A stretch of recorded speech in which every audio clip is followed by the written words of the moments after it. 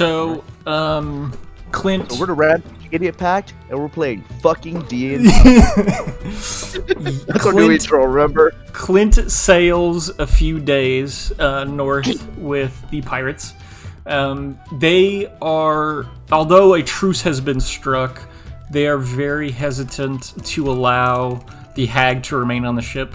So they make her, she gets towed behind in a small rowboat that she conjures. And they're like, Georgina especially is very like superstitious about allowing her to remain on the boat. But so she's towed along with you. You see, Jenya has a small conversation in Primordial with the Kraken, and it seems to shake her hand with a massive tentacle, and then just kind of disappears, and you don't see the Kraken again. So the ship, about 4 days later, arrives in Teatra Village. So you hit the coast, and then they sail a little ways up the river until it gets too narrow, and then they dock the ship at, or kind of, I don't know what the word, anchor the ship, I guess, in this river. It's a very slow-moving river, so they can row up it with big oars. So the entire crew, what's left of it, rows their way up this river a little ways. They anchor where it kind of narrows, and you get off, and certain things are put into rowboats and then rowed up the river and pulled by ropes. Other people are traveling on land, so you guys are traveling on land. Eno and Jenya are walking with you. You get to the river kind of snakes, and then you come into the eastern portion of the village. The Eastwood is kind of the town center. Their taverns and shops are here. There's a stone bridge that leads over the river. You guys cross that. And you see Jenya, as she gets over the bridge, she kind of looks nervously over into the water and then like kind of scurries on along. She seems almost nervous while she's on this bridge. But you get to the other side. The Eastwood is in front of you. And there's like a moment of stop. Georgina and the pirates head into the tavern. They're just like, hey, we're going in there. Actually, Georgina's staying with you, but the pirates head into the tavern, which is called the Eastwood Estate. And Jenya kind of crouches down in front of you and say, okay, where's the Marikna? Kind of lean back in and say, let me do the flip point. Hold on. You gotta get into character. Right? Like, hit yourself in the face a few times, smoke some, and then... Yeah, right.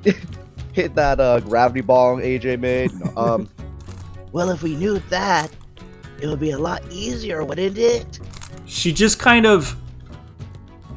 Hold on, you mean to tell me that they're not here? No, we were finishing the business... Fucking halflings! And she just storms off towards kind of the Southwood, which is the festival ground. She just storms off, like, cursing you in different languages. Eno kind of looks after her and just kind of nods and says, well, now that that's done with, where's Contrabar? And he points towards the village.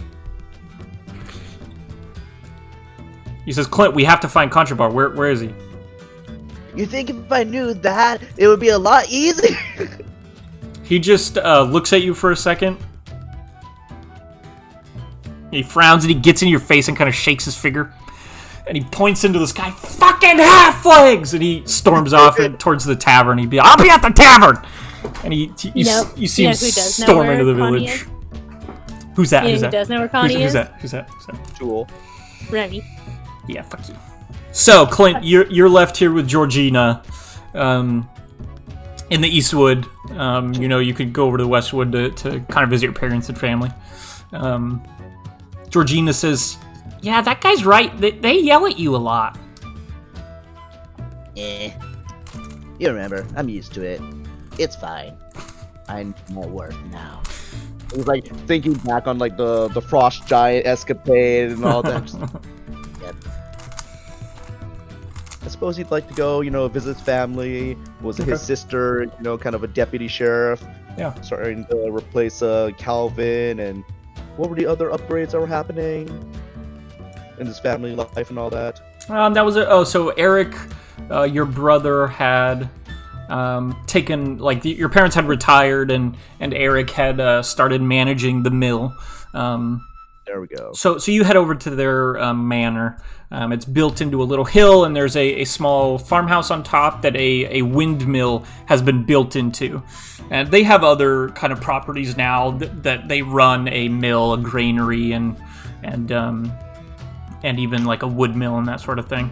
But here on the property, like I said, little manor built into the side of a hill, farmhouse, and a windmill up top. So you walk on in. So Georgina comes with you. As you walk up, there's a little cobblestone set of stairs that lead up into the house. You see off to the left your mom's gardens and things, and there's a little pathway that leads around. As you come up to the front door, you kind of knock, and they kind of come bursting into the foyer, and your mom, Loretta, says, "Oh, it's so good to see you," and comes and gives you a hug and says, "Is that little Georgina?" And like gives her a hug as well. Your dad gives you a hug, and Eric, your brother, comes and shakes your hand. Georgina or Loretta says, "Georgina, do you want anything? Tea, coffee, biscuits?" And Georgina says, "Yeah, I haven't had a good cup of coffee in a while. Yeah, I'd love a cup of coffee." And your mom kind of rushes off to the kitchen, and and kind of yells at your dad to lead you into the back room, into the back dining room. She calls it the family room, probably. Your dad kind of walks forward and gives you a hug, like I said, and says, "Oh yeah, your sister. She saw you through the window coming up the lane, and she ran off to your workshop, all kind of in a huff. I don't know what that's about." Clint's gonna listen for anything odd-sounding, baggy, anything blowing up, Roll a perception check. Is she, fucking with things and screwing it all up?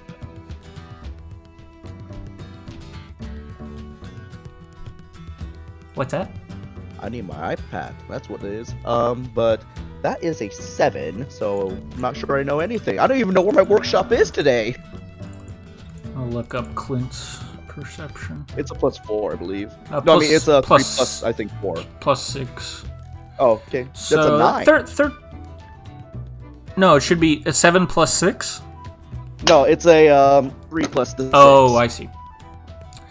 So you listen. You don't hear anything at the moment. Your dad just kind of leads you and Georgina through the kitchen. Your mom's kind of hard at work brewing some coffee. They sit down at the table here.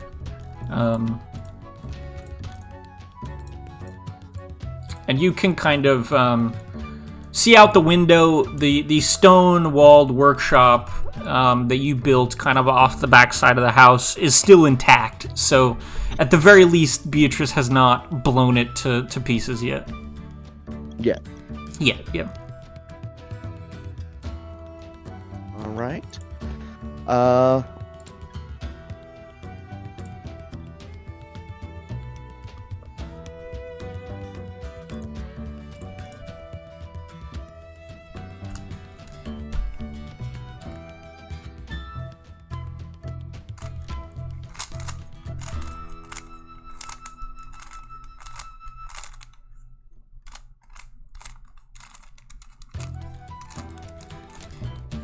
Can't hear you. You've gone mute again. You are not, in fact, muted.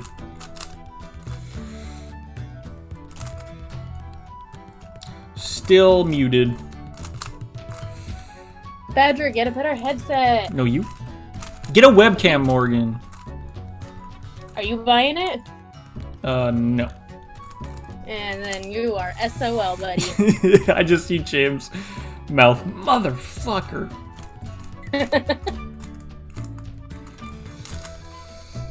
Clint goes AFK for a moment. God, you fucking nerd. What did he break it?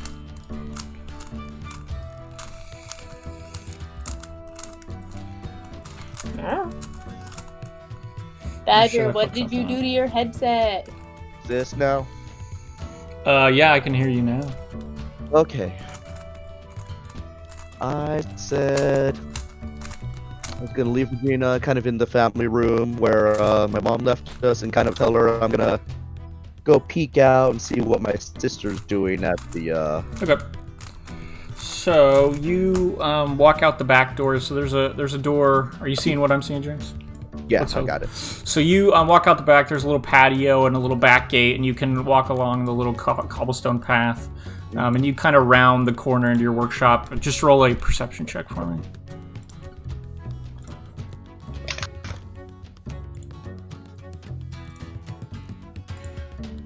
So it's a +6, right? That's an 18. 18.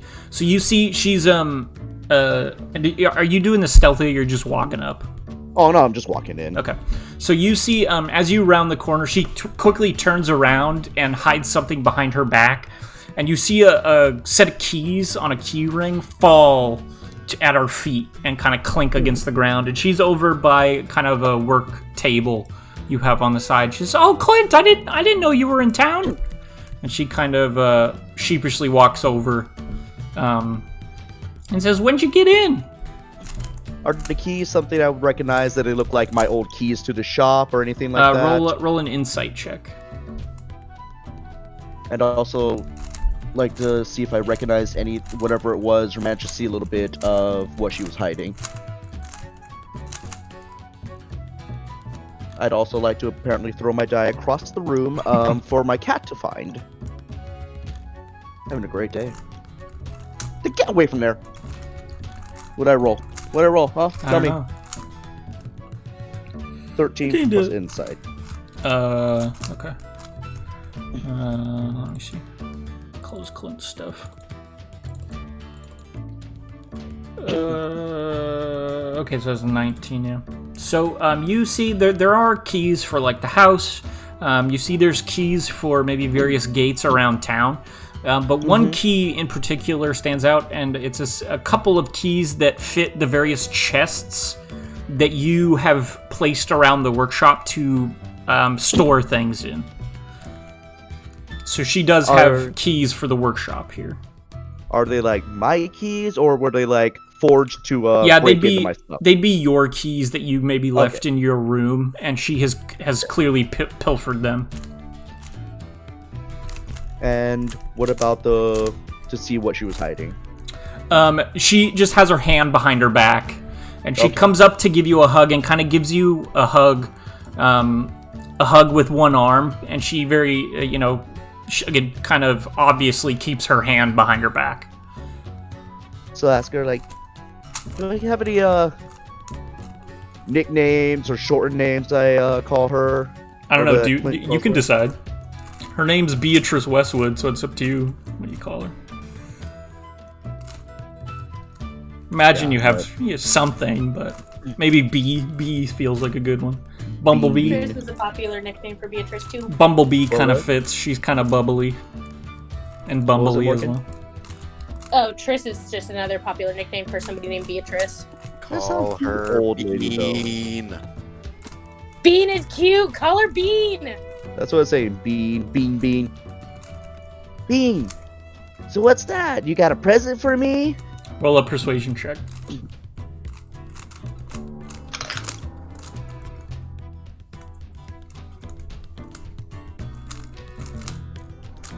That's a dirty 20, but I'll also kind of answer in like, I just got in, but is that a welcome home present? That sort of thing. You see her kind of think for a moment. You see she has her spectacles she wears are kind of round little spectacles. They're hanging over her kind of neck by a little chain that's new. But you notice they're kind of covered in soot. And she says, yeah, but you can't see it yet. It's not done. Well, how long until it's done? I'm really curious. I want to see. She says, and she just kind of she stumbles over her words, and she just kind of doesn't know what to say. While she's doing that, I'll pick up the keys and kind of like look them over, but real casually, and then she kind of spins.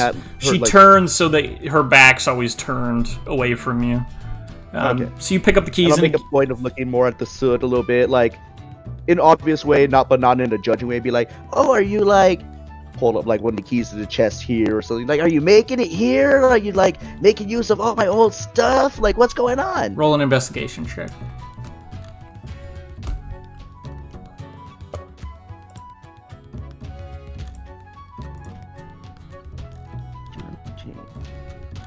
From 2. 22. So you look around. The workshop has definitely been used since the last time you come in here. The fires aren't burning currently, but they have, like, things have clearly moved places. She's also a bit shorter than you, so you notice, like, anything that's hung up or anything is a little bit lower now. And there's probably some new, like, silhouettes of her blowing herself up on the walls that are about her height and her build. She says, yeah, I was just, making a little thing for you. It's a little arts and crafts thing. It's nothing big. But she doesn't, of course, wave with her right hand. Her right hand stays behind her back.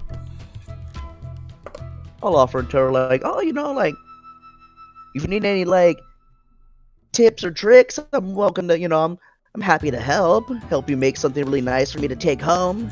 She says, no, it's not much of a present if you help make it for you, but, I just have to warn you, I might just, it might not turn out. I might not have any present for you, And she just kind of, like, is awkward. If not, you could just show me, and then, So she slowly is backing. The love and the thought that counts. She's slowly backing her way out of the workshop at the moment. She's, I did my best, but I don't know if it'll turn out. Okay, and then she kind of turns and tries to run, out of the workshop. While she's running out, can I try and take a quick peek as, like, sure. she's, like, bring it from behind her to in front of her to sure, run? Roll a perception check. Oof. 12 for me. Well, that's a nat 13, so... So you, as she turns, you see what she's trying to sleight of hand of this, of course, but what you see is the original prototype of your flintlock pistol. She has that in her hand. You want to try to stop her, or you just let her run inside? I'll just kind of, like, let her run for now. So she runs inside. Mull over that. And runs upstairs. And you hear her kind of banging around in her room for the next few minutes. So you're free to stay out here, or you can go head back inside if you want. No, just head back. The tea. Or coffee, I'm sorry. It was the coffee. Okay, roll a perception check.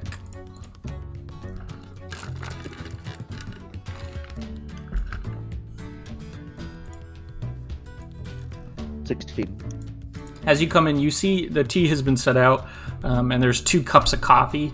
You see Eric is drinking tea, and your mom is back in the kitchen making some snacks that nobody asked for. But you see your dad, who you've never seen take a drink of alcohol in his life. He has a flask out, and he's covering it with his hand, but he's pouring some in his cup of coffee, and then he pours some in Georgina's cup, and Georgina's like, and then they start sipping away on their spiked coffee. And you see he pockets the little flask in his waistcoat. Does anything look different about him? He looks a little old, like a year or 2 older since you last saw him. Not like a significant amount of like aging or stress or anything like that. Nope. He actually looks pretty happy. He's retired now. He's chilling. So they're just kind of laughing and telling stories and stuff. They're wondering whatever happened to Georgina, and she basically just says, I got bored around here, so I headed off, and I got on a boat, and I joined a group of pirates. I've been doing piracy ever since, so she tells some stories about that. You guys all have a laugh. Did you say the mom was making some snacks that nobody asked for? Yeah, so a moment later, she comes out with, like, baked goods and starts, forcing baked goods on everyone. And everybody, of course, like, they're good, so of course they eat. You just make it sound so rude and terrible. Well, I mean, nobody asked for it, but they're good, You know, it's like, well, nobody asked for your fucking opinion, that sort of thing. Like, no, I meant to like nobody asked for your damn that kind of like grandma that like feeds you whether you want food or not, you know? Yeah, I get it. Now I'm just like, first it came off like, dang. Take it easy on Clint's mom, bro. Nah. So again, you guys kind of polish off some baked goods, and Beatrice eventually comes downstairs. You see her glasses have been cleaned, and there is no flintlock pistol on her person. What is happening? Suddenly, Roll20 decided to invert controls on me. So up was down and down was up, and I don't know why. I'll kind of wait till he's had, a little bit more and see when Dad's, a little happy, you know what I mean? Just kind of Sure. like lean in and be like, when did this happen? Is that, benefit of being retired now? Shh, don't tell your mother. Ah. She goes off into the kitchen to, clean up and stuff. Eric says, I actually have to run to work. It's really great seeing you, Clint, and if you're around tonight, we should catch up. And he runs off to go to work. And Beatrice takes his place. So yeah, as Loretta leaves, your dad says, I've always had a bit of a nip here and there. I just try to keep it away from you guys. Don't let your mother know. Georgina just cheers him and drinks some more. So he'll turn and kind of pointedly just be like, in between, like, Dad and Beatrice is kind of like, oh, how long has she been, said she'd been working on some stuff out there, trying to make some, like, presents, other stuff, like, how long's that been going on? She didn't seem to blow the place up, has she yet, Dad? So Beatrice says, oh, no, I haven't really been doing that. And your dad just says, oh, yeah, a few months now, actually. She spends more of her time out there. And a lot of the time, the rest of the time, she's in the study, and he points over to the eastern part of the house. Oh, what are you studying? What's, Oh, she says, oh, just, sheriff stuff. What kind of sheriff stuff? So, like history, and you gotta know people's names and stuff. I don't think their names are there, but okay. I forget people a lot. Do you? For Clint, would he have, like, his old, like, notes, sketches, that sort of thing in that section, or would that be more in his workshop? Yeah, I bet that Clint probably hid notes in the study in places, but they were definitely, like, hidden. They were hidden in, like, books nobody touched and that sort of thing. Okay. And, like, taped to the underside of desks. Give me, a random book that, he might have used. I bet that like nobody here would have really touched any like adventuring stories, because that's just not their style. So you probably had some like old storybooks about, heroes and things that you put them in. So it'd be like, oh, when you're looking at that, like the history and all that, and about crime, did you read the one about the Cthulhu? Roll a persuasion check.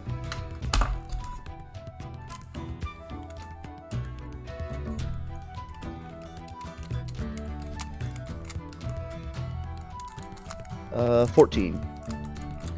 You do see a little bit of a twinkle in her eye when you say that, but she says, oh no, I never really liked those kind of stories. You sure? They're really good. You sounded like you were a little bit, or you looked a little interested right then. Nah, she kind of like, she won't make eye contact, and she's kind of, like scrubbing at her glasses with her shirt. Okay, I'll kind of leave it alone there. Just like, I had made my point and found a few things out. Drink some coffee or tea, or, you know what, coffee. I've had enough tea for now. Okay.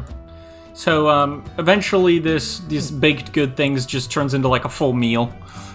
So they feed you. So you've been here for, a few hours at this point over multiple courses. And, that, other things in town are the pirate crew and Eno and Jenye are off in town somewhere. You also know that there's a ship that sailed here that you were supposed to pick up your pipe leaf on and sail back with. So they might be in town as well if they waited for you. So you could go looking for them around town if you wanted. I'll actually ask Beatrice, as the deputy sheriff, she should be up on all these things. Okay, roll a persuasion check. And she should be familiar with the whole operation by now. That's a 4. Sorry, that's a 6. No, that's a 4. She kind of thinks. You see her put both her hands on the table, and she thinks, and you describe again the captain of that ship was a fired genasi. She says, yeah, maybe, and they had a ship, but I couldn't read the name. It was either the de jour or the... I don't know, she says. I stopped trying. She says, yeah, they might be in town. I'm new. I'm a deputy still. Oh, but, thought you've been doing a good job. That's what I've been hearing, moving, shaking. She's like, well, like, not a lot happens. Like, all I do is break up bar fights most of the time. And since, Georgina here is gone, I bet that happens a lot less. She just kind of looks, and Georgina, like, gives you a thumbs up. And Beatrice, again, doesn't look very seasoned as far as melee combat is concerned, so yeah, probably this doesn't happen very frequently.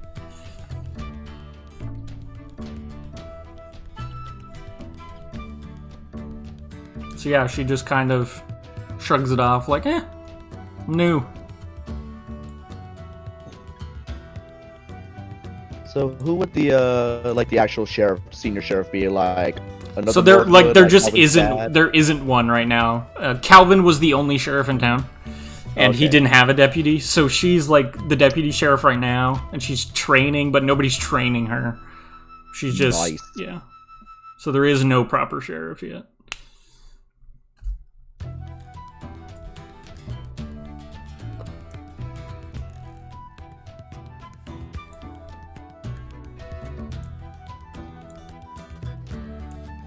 What's the plan?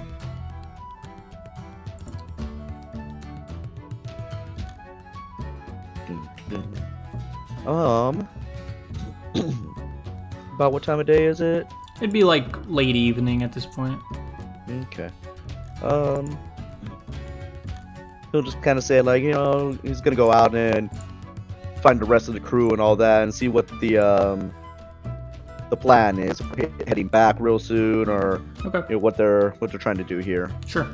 So you and Georgina take your leave. You get hugs all around, and of course they say, stay the night, stay the week, stay for a month.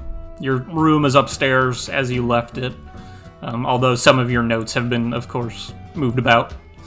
But so you leave. Let's pop back over here for now. So you leave and can head into the Eastwood. Do you just want to go to the tavern?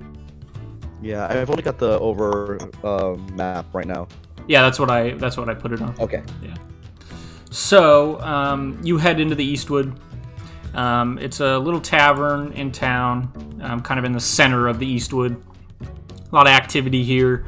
You do see a handful of gnomes and elves mucking about in the Eastwood, staying at various places. Gin jar.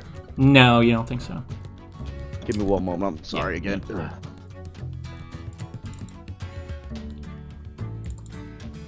Odge has died by this time. Odge, is your house going to catch on fire this time? It's why we need a webcam, so that we can see when Odge's house catches on fire. He's probably asleep again. You were the one that fell asleep last week. Hey, you know what? Fuck you. No, you? I'm working a lot. Same. Bullshit. Where did Badger go? He needed to do something. Oh, shit. So he is AFK. AFK? Yeah. AFK? Yeah. I think it's about time for another shot. Oh Jesus! You say another. We didn't even know you did one yet.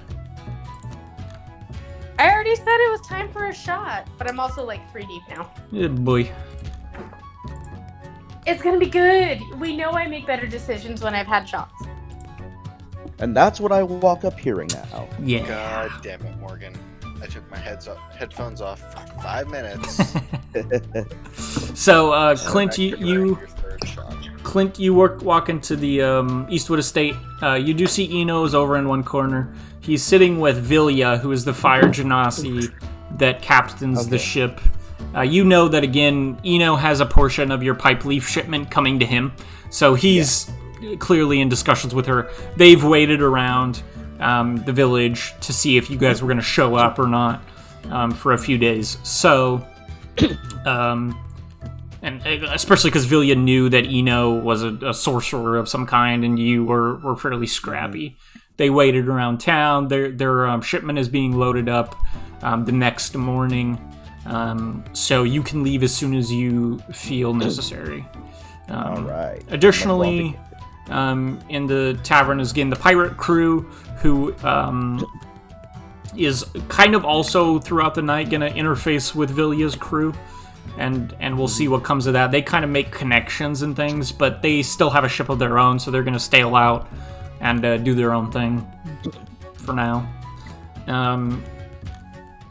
You don't know what that means about Georgina. She's just kind of partaking in the revelry tonight. There's various songs being sung, drinks are being passed around. One of the songs is, of course, the story of you slaying the frost giants. And it has taken on like a bit of a heroic quality in the time you've been gone. It's kind of been exaggerated to great heights by then. You also know that they started mispronouncing your name, which kind of bothers you, but you can't really do anything about it. How do you mispronounce it? They call you Chint Westwood. Chint Westwood is what they call you in the story. All right. Then. Additionally, there is a non-local bard performing that night, and you see he comes down for about an hour,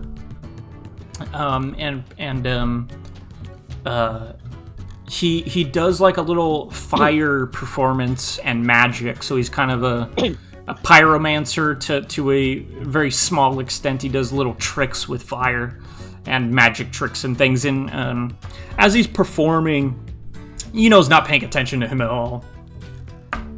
He's just an elvish man, dark hair. He says his name is something that I'm forgetting. Just this one of your characters. No, it's much better than that. He'll live for a long time. He introduces himself. I like that he unmutes himself just to say "fuck you," and then. So he's an elf, kind of dark, shoulder-length hair. He's dressed kind of in very like it's fine clothes, but the cuffs are kind of singed. And the base of his pants are kind of caked with dirt and things, so he's clearly well-traveled.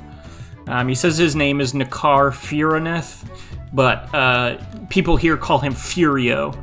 And he's doing little magic tricks for them, but he seems like uninterested in it. So most of the time he's just sitting at a table drinking, and a halfling or a gnome will run up and ask him to do a trick and like show their friends. And so he kind of like does a trick without even really paying attention to them. And like, is this your card? And they're like, yeah, and they like erupt, and he just kind of just puts his card down and keeps drinking. So that's what's going on at the Eastwood Estate tonight. So what do you want to do? Jenye is curiously not present.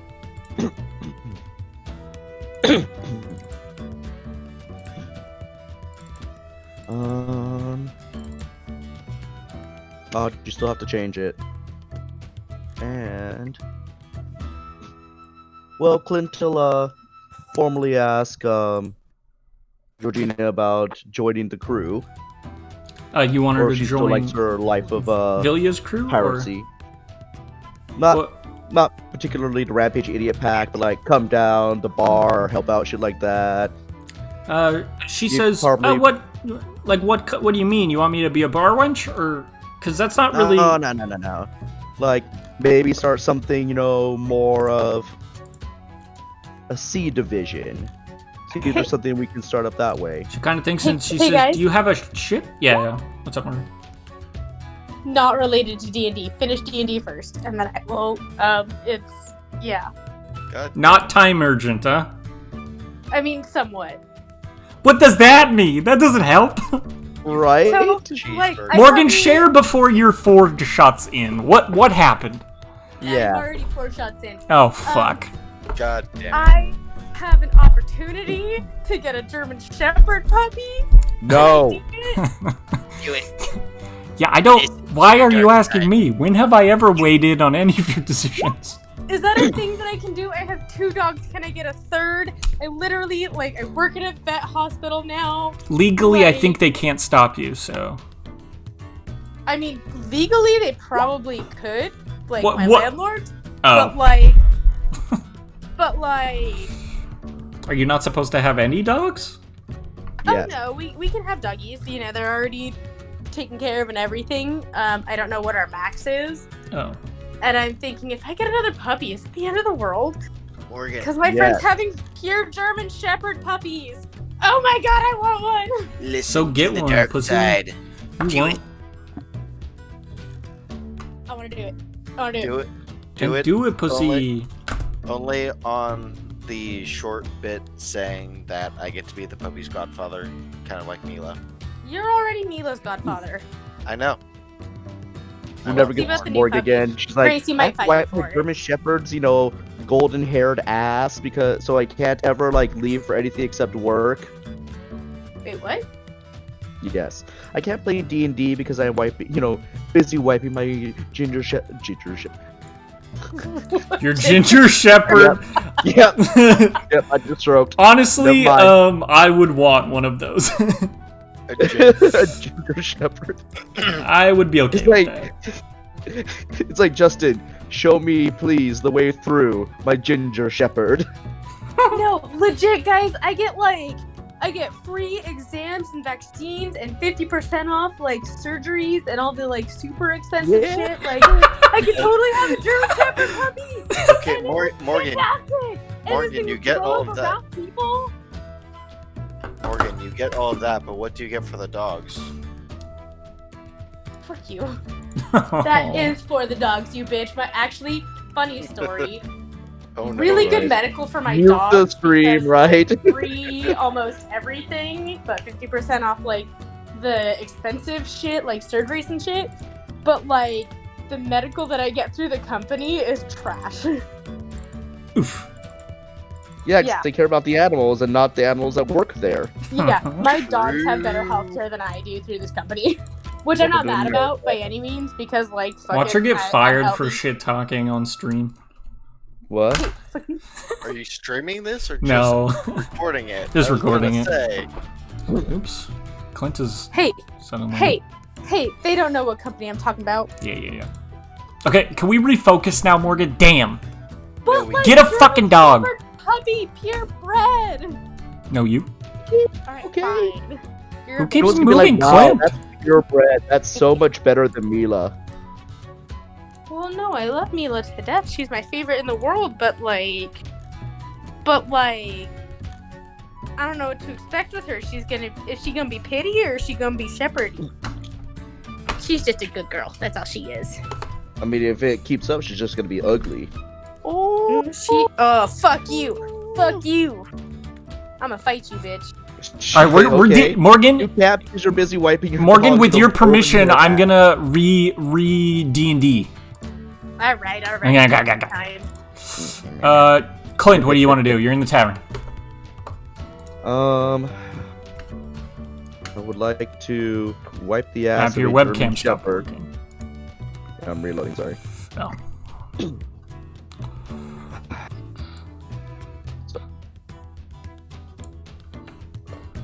His mic cut out again.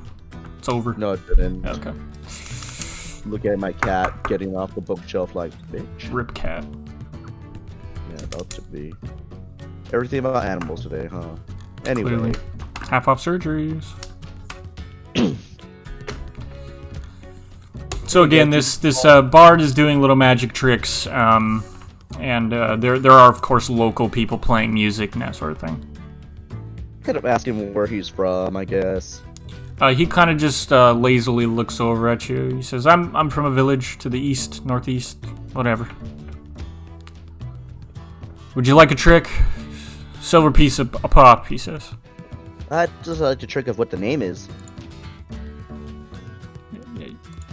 He kind of then looks at you and says, "Well, you're not of elvish blood, so you know it's kind of against the rules." Really? He nods. He says, I've "They're never a heard that pretty before. secretive bunch, the Wood Elves." Why? Who are they? "They're Wood Elves, son. What?" He kind of leans down and looks at you. "Where have you been?" He says, "Their kingdom Yes, fell, remember? Their kingdom fell, and now they are a little secret about where they live." Do I recall what the ones were at Angstag? Were they high elves? They were Wood Elves, yeah. Basically, what Clint knows is in the woods to the east and north of Teatra Village, there are elvish and gnomish settlements. They're just not on the map, and basically they don't like outsiders. So yeah, they're around there. So you're not sure exactly where they are, but you know of various stories of different settlements in the area. Okay. And usually it's, somebody kind of... A lot of the halflings in the village don't go outside the village. But there are stories of people adventuring about and getting into territory that the Wood Elves and the Gnomes own. And basically they kind of shoo you away if you're not of Gnomish or Elvish blood or have a connection there. If you know somebody that can get you in, they can get you in.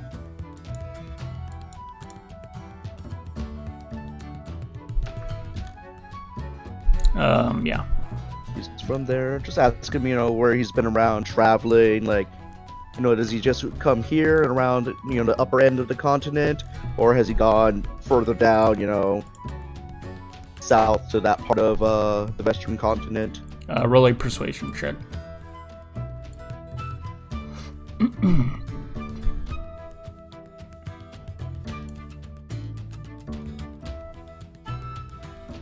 $21. He rolls his eyes and says, the mystic traveler. I've been everywhere. I've pissed in plenty of watering holes. And he just kind of rolls his eyes. He almost seems he almost seems fed up with his own shtick. He's just shrugs. Okay. Do you need a drink? He says, "Of course. I'm in a tavern." Need a hug? Roll a persuasion check. Roll a what the fuck? Please check. Hey, 6. He says, "Nah, I'm good. Thanks though. A Can I roll drink will advantage do." 'cause I'm sending him a drink. He says a drink will do, and then if you order a drink, you can try to re-ask him if you like. I'm that's usually how it works for me. You get him a drink, and then you get an extra chance to give him a hug. Oh no! Creeper on Roll another persuasion check. No, that's fine. Okay. I'll get him. Fair enough. So he accepts your drink, and then again he just kind of sits back down at the table and starts drinking. And throughout the night, he performs a few more magic tricks, and then after about an hour of being downstairs, he just kind of waltzes back upstairs. Where did I leave my sister? She ran off to do sheriffy things, was it? No, she's back at the manor as far as you know. She's still there? Okay. So I would like to kind of... You said maybe about more later in the evening now, maybe 9, 10, or... Sure. Kind of take the long way home and see if we can find Jenye. Okay. So, as you get up to leave, You actually see a kind of an old woman walk in. She's elvish looking, dark skin and kind of hunched, and an elf, it really takes a lot of age for them to look aged at all. But she's hunched over and kind of fat. You've never seen a fat elf before, but here one is. Wrinkles in the face, kind of a crooked nose. I can't remember if Clint has seen her in her kind of humanoid form. But I believe other people in the party might have. But you are fairly confident that this is not this is not anyone other than her, and she kind of makes eye contact with you. She seems to have been rained on, but it's not raining outside, and she just kind of frowns at you and gives you a look across the tavern. You can walk up to her. Who are you? No, walk up to her. She just looks at you. Why are you looking mad? Why are you wet? Should you go swimming? Looks around and says, my disguise, it's weird sometimes. What do you want? Are you coming back with us? Well, are you going to find the Marigna? Hopefully. Then I'm coming with you. Well, I don't know if you could teleport or what, or go to the and go to breakfast and. No, I can't. My sister can, but I can't. Hey, your sister, isn't there another one of you?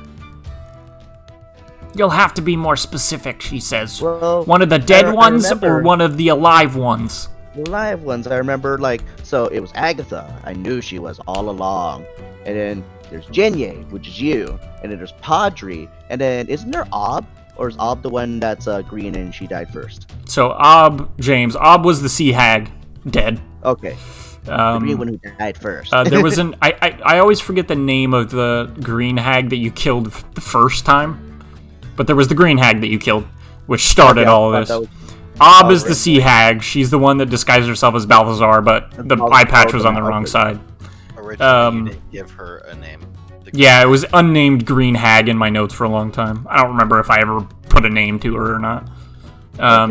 So there was Ob, there was Padre, the night hag. She's dead, and she's in hell with Raxus, her soul. And then there was Jenye, which is the Annis hag. There's Agnes, which is the Burr hag, the blue-skinned one with the iron claws. And the white hair. She has kind of a creepy grin frozen on her face. And then there was Agatha, which was the kind of fortune teller you ran into.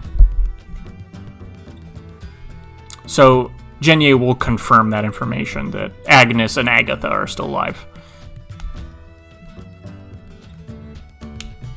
Are they coming too? Eventually. They're not too happy that the Marigna isn't here. Why did you come up here in the first place? She nods. She nods. Or here. Here! We thought that you were coming here! You said that you were fighting the Marigna and that you were coming here, and we assumed that you meant Marigna. Making assumes. She just frowns.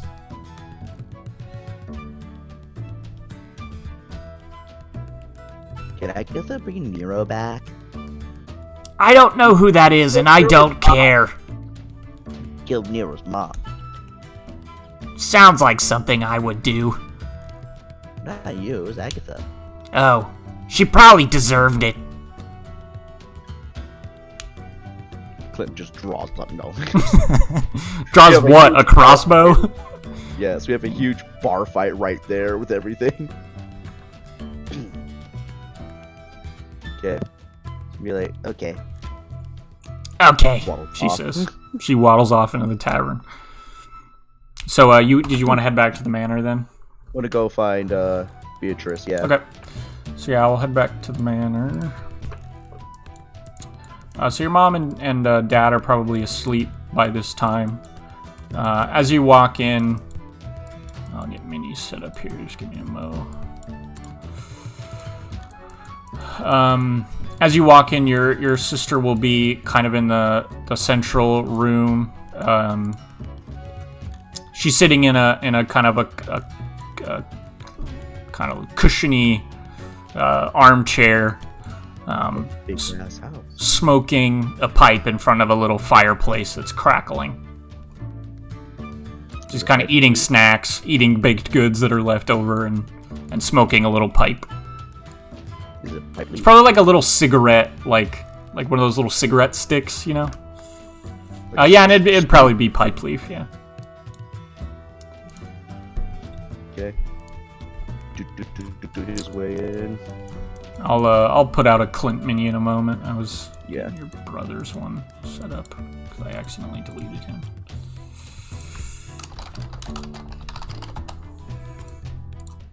So yeah, you hear as you come in, like Eric's light is still on in his room. You can see through a window that's over the main entryway, but your parents' like lanterns are out, so they are probably asleep. You think? Oh boy, need that macro for deleting anything you draw. So you can sit down with her if you like. Oops. Your sister blinks out of existence. You forget who she was. And My family! she never existed. She was not here the entire time. We sacrificed her for Randek. Who were you? And she pops back into existence. She waves at you just with a hand. She's just kind of looking into It like comes back into existence. Hi. Yeah.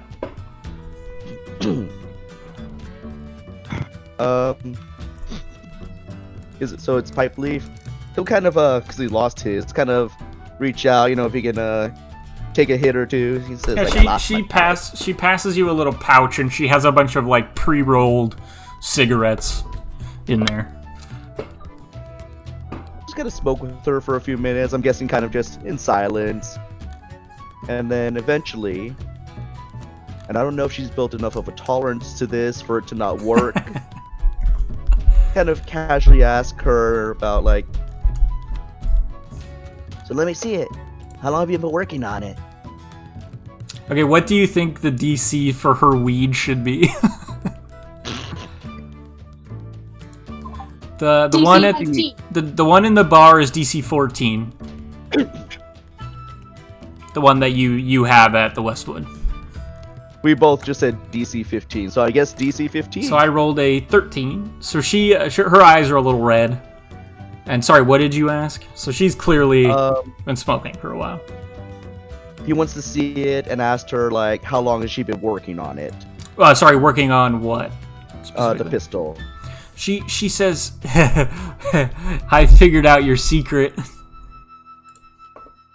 Well, let me see it. I want to see if you're She doing says, it right, if you're good, or why didn't if you I have to ever make sure you fix it. Why didn't you ever tell me you knew magic? I know that like all the stories are that magic just gets you killed and stuff, but you could have trusted me. How much younger is she than him? So she is And what does that equate to? she's in, like, 36, so she is like a young adult. Like she would have been kind of a kid in your mind. And I think Clint is around 80 something. 76 is what you have. Okay. Yeah, so 40 years. she's about half your age, and she's kind of a young adult at this point. I think. At least that's that kind of picture I have in my head at the moment. Yeah. So she's kind of giving the like, you didn't have to treat me like a kid. I could have managed. You know, I could have been trusted with this. He's gonna kind of say back, and this is more of in a stern voice, that magic does get you killed. I've seen many friends get killed. She says, "Well, it hasn't got me killed yet." This isn't magic, but it's still dangerous. Yes, it Well, is. it And she like pulls have to out use it. She pulls out your pistol and says, "Yeah, I heard all the banging noises, and see, I can do." And she points it, and as she pulls the trigger, you see a bunch of runes that she's carved into it flare, and then there's a boom and a flash of kind of blue energy, and a pistol ball is shot out of the end of the flintlock pistol, and like buries itself into the stone fireplace. And you hear Eric from upstairs goes, "What was that?" And Beatrice says, "It was Clint! Don't worry! Everything's fine. Oh fuck! She enchanted it. Oh, I know your secret, she says, and she like puts it. She kind of sticks it back into the chair. And he's just like, no, let me see now. What did you change? Let me see your difference. She hands it to you. You look it over. Just give me an investigation check. Thing.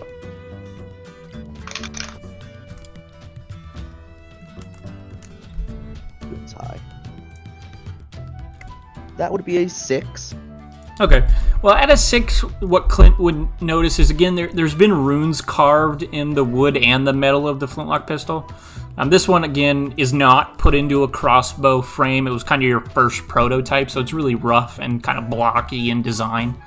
But there's these new carvings in it, and you kind of look it over, and you would expect that it would be kind of have a lot of buildup, because with the use of black powder, there's a lot of buildup just by soot and, like, you know, the combustion in the chamber. There's a lot of buildup on these things, and so you clean yours very frequently. There's no buildup on this thing, so it has, to your eyes, you don't think that this thing has been fired since the last time you put it down, unless she also is cleaning the thing.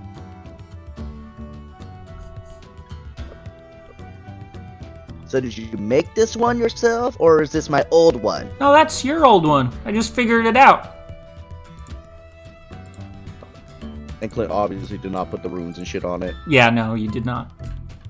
So it's, again, your prototype, but there's just been this addition of runes carved in. And like I said, they kind of flared and flashed when she fired it. It'll kind of be like, well, these are different, you know, pointing out the carvings, the runes, everything else. Like, yeah, that's what just... did you change this to?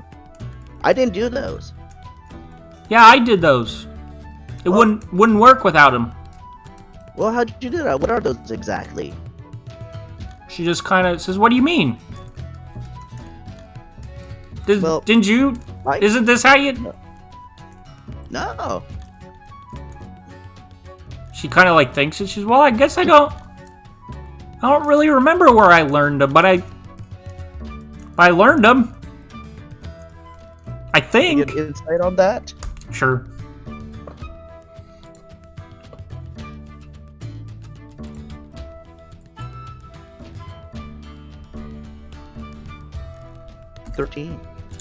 Yeah, she seems to be kind of confused by that. She's like, what do you mean you don't... I thought that that's how it worked. Like, she seems to just think that she was, like, following in your footsteps and that you must have just did it a slightly different way, but that this was how your thing worked, you know? Well, did you find this in the notes, or... What notes? I just found a bunch of your drawings and stuff. Yeah, I mean, did you find, like, how to do these in there? I didn't really understand them. There's a whole bunch of numbers and stuff. Where did you even get these things? What things? Like the runes and stuff? She's like, well, I don't know. I thought I read them somewhere, but I can't remember now. Maybe I just came up with them. I don't know. They're halfling, and she just kind of points. And they are just halfling runes, which I think are dwarvish in nature, but... So they don't really say words on them, but they, you could roll an Arcana check, I guess. Right.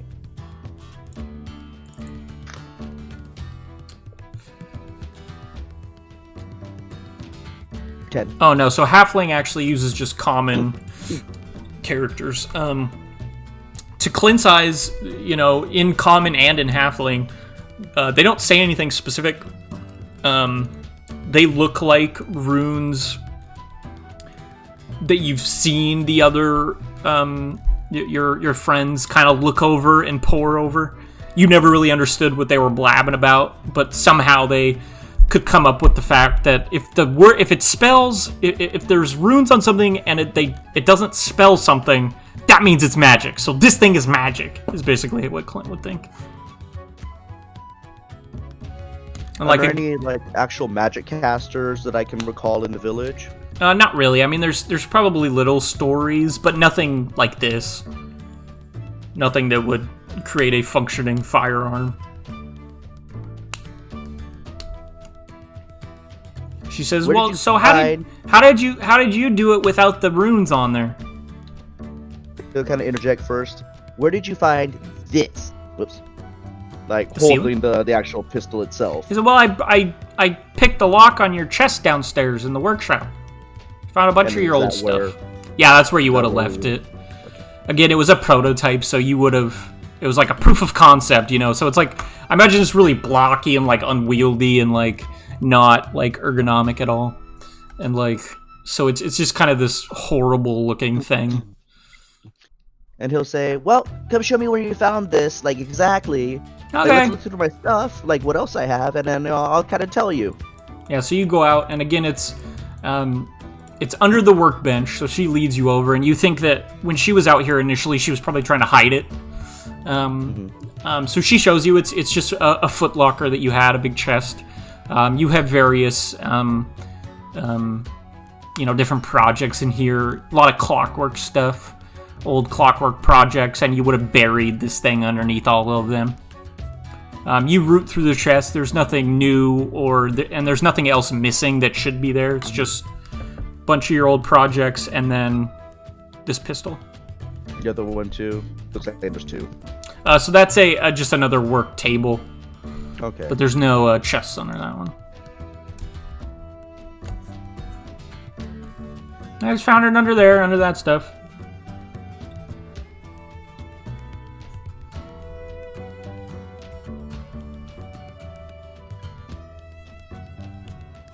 Well, since he lost all his actual gunpowder, he'll say, well, it's a special recipe, and then he'll detail in he'll explain in great details the process of distilling and getting the part out of the Yes. shit. Yep. What was that, saltpeter you get out of that one? Yeah, and she says, you could just get that out of mines, I think, right? You don't have mines here, do they? Yeah, we do that. And she points at there's a mountain kind of off to the side of the village. There's mines. I think that miners don't really. They just kind of get that stuff out of the way to get to the good stuff, you know? Well, where do you think it comes from? It's when they use the bathroom down there. No, He doesn't no, really believe that. no, Clint. And she's but I didn't have to make any of that stuff. I just do that. And she grabs it again, and you see, she loads a ball out of a pouch, and she just kind of jams it down in there with a ramrod, and then points it and shoots. And you see it, there, off to the west here is the river snaking past. So she just shoots into the river, and again, it kind of flares with blue energy, and then the ball fires out of it. Here at night, in the darkness here, you can see the ball firing. There's a little bit of blue energy behind it, almost like a comet. So clearly something magical is happening that's reproducing black powder, but there's no material components involved. It's just propelling this thing out of the barrel via magic. And then the ammunition, it doesn't look anything special. It's purely within the just a gun. pistol ball. She says, "Yeah, I just used your old molds and made a bunch of balls." At first I learned how to do this first, and you see her. She kind of focuses, and you see a hammer that's kind of placed on the anvil. She focuses and goes like this, and you see it kind of levitate off the ground and then catapult itself across the room, and it slams into the stone walls, and then it falls to the ground. Kind of jump a little bit, wow, where'd you learn that? I don't know, I just did it one day.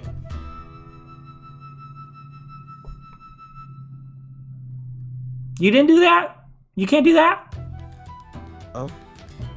Has any of his other family shown any magical abilities like this? Nope. She just says, "Oh. Huh. Did you ever do this growing up? She kind of thinks. I don't think so. I guess you could say some of the magic up here in the far north is a bit wild. And then say, well, did you were out in the east part, the library. Did you read how to do that? No, I read stories about, not getting into magic because it leads to bad things, but No, not really. I kind of just did it.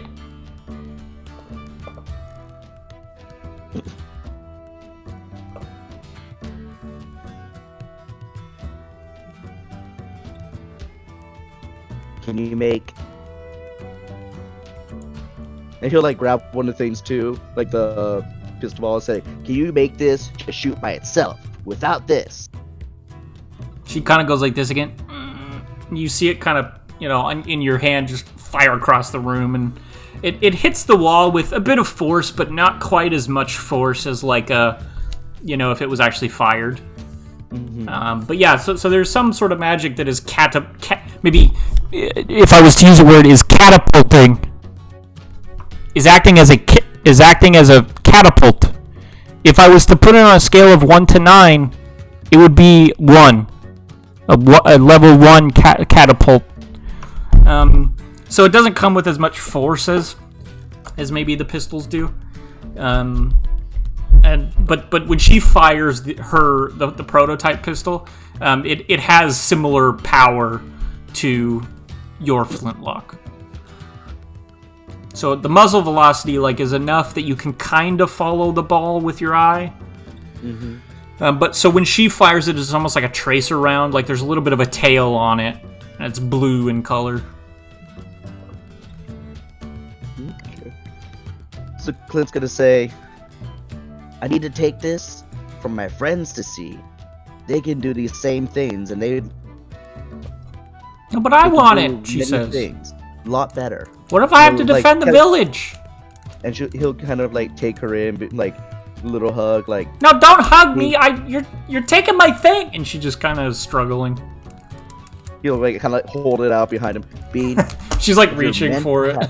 If you're meant to have it, you'll be able to make your own. Special. Roll a persuasion. Roll a persuasion check.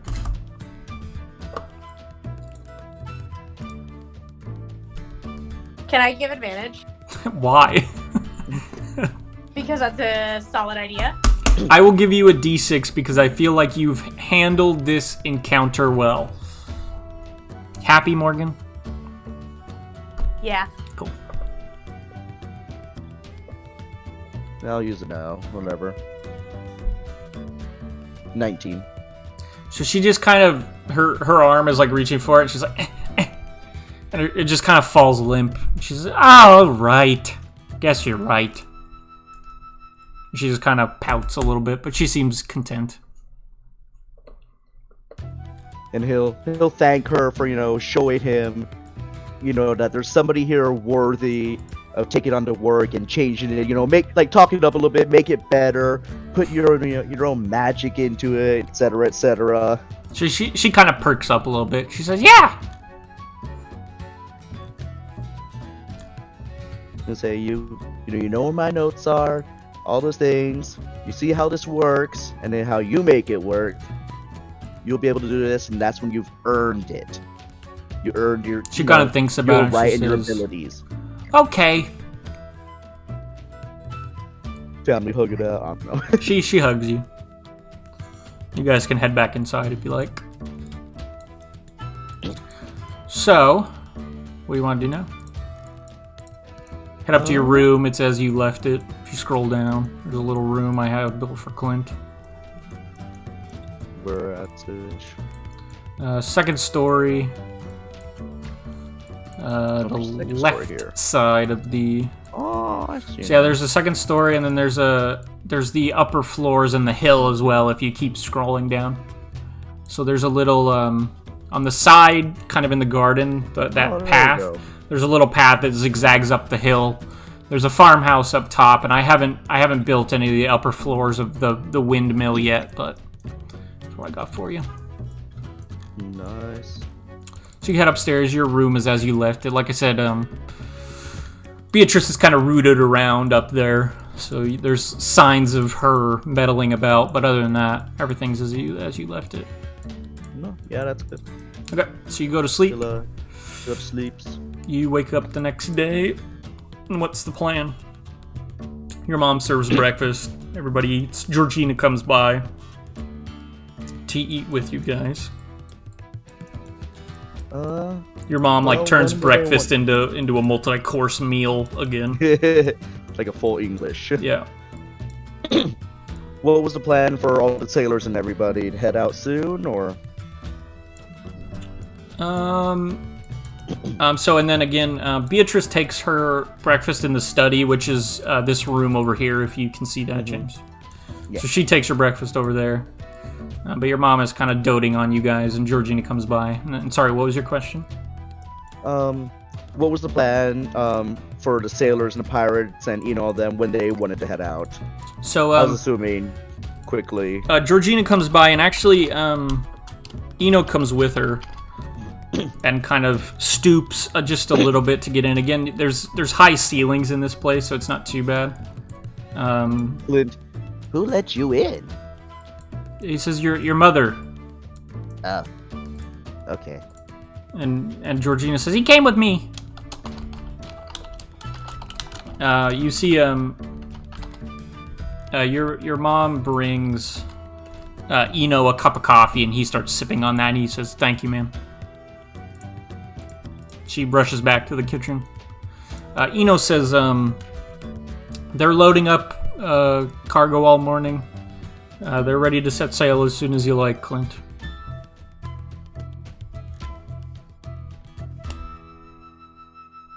Georgina says, you said something about hiring me? Do you have a boat, Clint? No, I've got a bar, but there's always room for expansion. Like a sandbar? Like a what? Like a sandbar? No, but we could buy out a different bar by the by the port. Eno says, no, she means like a sand... She misunderstood what you said, because you said bar, and then she thought you meant like a sandbar, like... And Eno he gives up halfway through, and he walks out, and you hear him sit down in the... I named them the wrong thing. That is not who Eno is. he like shows his like alter self, does that disguise self. No, Clint's like, oh no, I thought you meant like a bar.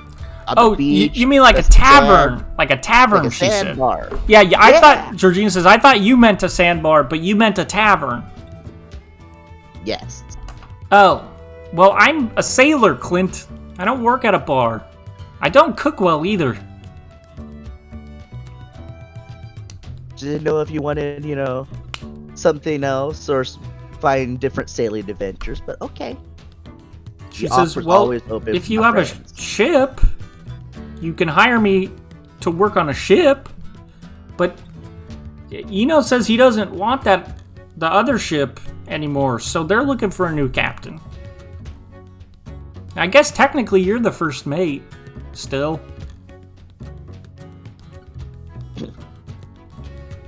Didn't want that other ship? Yeah, Eno was the captain and didn't want true. it, so... Please tell me Clint just inadvertently inherited another ship.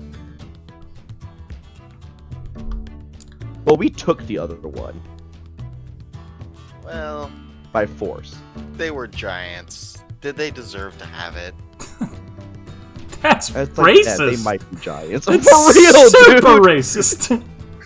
Like, you can say, like, they tried to destroy your family and your village. They don't deserve it. Like, okay, they're terrible, humanoid-ish beings. But that way is just, wow. They're not even humanoid. They're giant. That's also racist. Anyway, Clint will say, well, if that's the case, we could work something out. Does that mean you're gonna kill all the sailors? And Eric and Lars are like, what? Clint's just like, no, like they could be part of the crew. They're already good. Your mother says, Clint, do you kill people? Just trying to think of any actual person he's killed versus like many people. giants and demons and stuff. Many like, people. A chunk of the Oasis.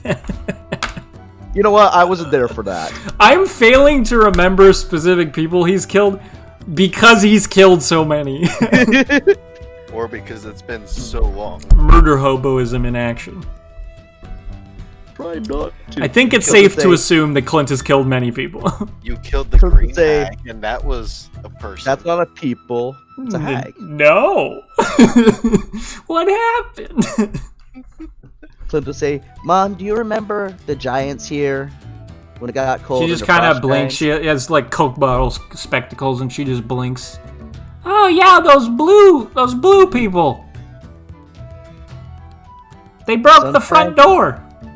Sometimes you have to do things, to keep the people you love safe. She kind of thinks and says, I guess that's right. And she just waddles off to the kitchen again. And then he kind of pointedly turns to Georgina too, while Mom is still there, and say but we're not going to just kill, entire ship of people. Your dad says, well, that's good to hear. And he cheers in the air. And you wonder if this coffee is also spiked. Well, I wonder if I can smell it from there. You can't kill the entire crew. Who's gonna take Georgina them says, back? well, that's good because some of them are my friends. Yeah. Well, what do you want to do with the ship, Clint? What do you want to do with the ship? Well, I want to sail it. For what? Well, I don't know. Money? Do you want Food? to be a pirate, or do you want to Well, do things and work? piracy, it's not a career, it's just we need food to eat and to buy clothes, and some of the guys they send money home to their wives and stuff. So it's not all I gotta drop out of the call for a minute. deuces. It's not all fancy shirts and jewelry and stuff. I mean, it is some of the time, but it's more of the need, We don't have legitimate business. We just take other people's legitimate business, if you know what I mean. That's what I'm saying. How about making legitimate business? Like what? Like fishing or? I prefer swords, and she draws her cutlass at the table, and Eric ducks. Probably hits the little chandelier that's hanging above the table. Does Clint feel with the connections the Westwood has, and the connections he has with within the Vestrin, not hierarchy, but government, that he could procure something of a contract, to try and keep them in business or keep them doing a sailing route? Let me actually check my notes. What you know is Aova is currently open to Thieves Guild, which seems like the kind of thing pirates might belong to. So that's one avenue. You do know... Well, I gotta check one thing.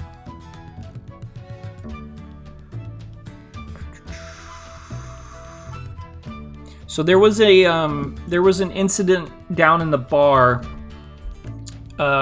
where Aova had a run-in with one of these sailors from the White Cap, which is that tavern that you guys have fucked with a few different times. Your bar wenches, Laura, Tilda, and Belle, were poached from the White Cap. To his, So his shoulder or something. Aova had a run-in with a sailor that was apparently from the White Cap. They were yelling about docks and something called writs. W-R-I-T-S. Clint could roll a history check. You know that Remy kind of asked about it, and Aova was like, well, Clint told me not to talk about that to you two. And it was kind of left at that, but... History. 15. 15. So writs are basically a license to act in the act for a nation on the sea. Okay. So this is like privateering. So basically, at times of war, they will make pirates legal and give them a license to be pirates, granted that they only attack ships of the opposing nations. So it's like, don't tackle our ships, don't steal from us, but steal from the opponents in this war we're fighting, merchants from that nation, military vessels, passenger vessels, whatever. Steal all you want from them, and we will basically allow you to make port in our towns, and we won't arrest you for piracy.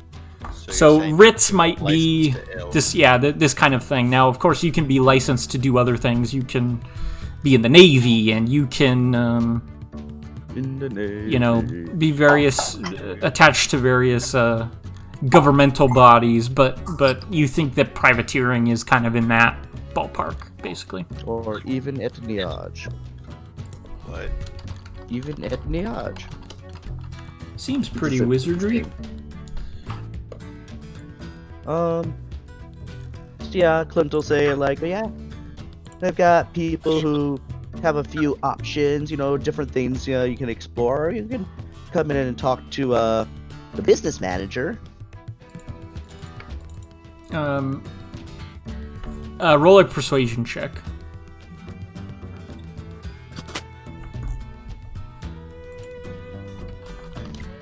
An advantage because No. good friends and they've got great ideas. No. 11. 11. She says, you can get a letter of marque for us? Can he? Does he think he can? I mean, General Formon, so you do have an in. You haven't interacted with him besides sharing weed tea with him. He'll come by and drink with you a little bit, but I imagine Clint, because James as a player hasn't bit on those opportunities, I imagine Clint was kind of just like chilling with him, and you were just drinking and drinking weed tea and smoking, and you were both fairly quiet, but you were just kind of like chilling with each other, and then he left, and that was it. But Talk a little bit, that's it. Politics. Not really, but you could Not you politics, you could try and see how that goes. Clint will say, yeah, I think so. Persuasion check. Deception check? Deception check. I love you, Dougie, so much. Did you know that? She's five shots deep. And she forgot to mute herself. She's 5 shots deep. She forgot to mute herself, and maybe she disappeared to go get another dog. That might be it, right? She's coming back. She's got. We could hear you oh, in the distance yelling at the dogs or something. Oh no, I'm telling them how much I love them because they're good doggies. Yeah, we know. If they came in with dirty asses and They're good drink doggies. water and shit. Morgan, What am I rolling? Again? Deception check or persuasion. If you think Clint is, delusional, I will give you a persuasion check. I don't think it's delusional. Even James is I think this is something that can happen. Okay, I'll give you it. I have the best doggies in the world. Don't worry, guys. To be fair, to a certain extent, Should have 3 though. Kind of is delusional. I should have 3. I should have 3. I need another shepherd mix. Georgina says, yeah, we could come with you. You're in Vestra? Yeah, we're not barred from that port yet. So yeah, I think we could come. Get. Okay. But are you captain now, or am I captain now? He kind of looks at Eno, and Eno didn't want it. Eno's away. He's like, yeah. But he kind of looks around the corner and is Eno didn't want it. No, Georgina, you're captain now. Cool, and she runs off to deal with that. The captain now. You already made that joke once. We can't do it again. Well, yar har filo dd. Okay. And if nothing else, I mean. Okay. So yeah, you spend the day with your family. You could leave later in the day. They kind of see you off at the river, and you start moving cargo up the river to the ships. Nothing strange. Jenye came with us. Jenye comes with you. Again, the crew and everybody involved, including Vilya's crew, are keep her the fuck away from us.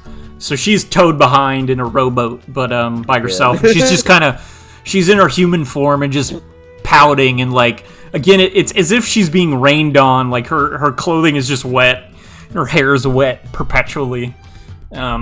And so she tags along, but she's grumpy about it. And Eno is equally kind of distant and pissed off. But you head off back to Vestra, and you arrive without incident. And at this point, the rest of the group is trying to decide what to do with the Gygus, basically. They're in Malmrum. There have been sightings of undead north of Malmrum. So you guys got to decide what you want to do about that. Morgan? Aj? It's your turn. I'm sorry, I was playing with my puppy. She's so excited to see my manager tomorrow. She's her new best friend. What are we doing? So Clint arrives back at the Westwood with your shipment of weed leaf, or pipe leaf. I'm mixing words now. Pipe leaf. He's a little late, but he arrives eventually. So it's up Clint, to you guys. it's good to see you. Welcome back from your vacation. How was it? Horrible, he says. Tip. Eno was there. And also the hag! And standing next to him is this dark-skinned, like, super old elf that's, like, huge and hunched over and just looks pissed off. Jenye was there! And he points at her and she's like, yeah, I was there! Nice to meet you, Jenny. I'm Remy. It's horrible to meet you! And she shakes your hand, and you feel her appearance is just illusory. So you feel this bark-like the skin on her hand is bark-like, and her hand wraps around your entire arm, and she kind of shakes you awkwardly. Can I try to look past the illusion and see what she really looks like? Yeah, roll an investigation check. Alright, give me a second. I'm taking a shot. Clint, Jesus! am I? That's not what I asked you to do!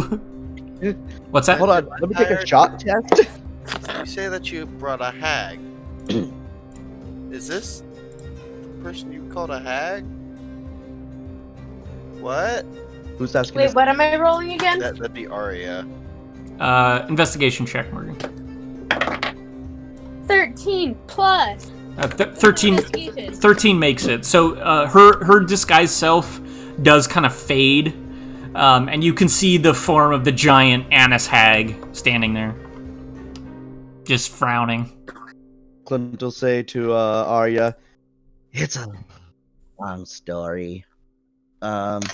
She's pretty ugly. Like, I resent that. I think the word you mean is represent. We have a truce, so I can't kill you right now, but know that I'm gonna try to kill you in the future. I'd rather you not. Why Too did you late. try to kill us? That's very rude. He was rude to me. First of all, it's a she. She was rude to me. Is there a way we can make up for that without killing each other? Nope. Tits.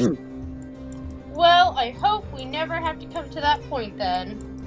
I hope we do. And you see her disguised self doesn't change, but internally she like crosses her arm and turns into the corner and pouts.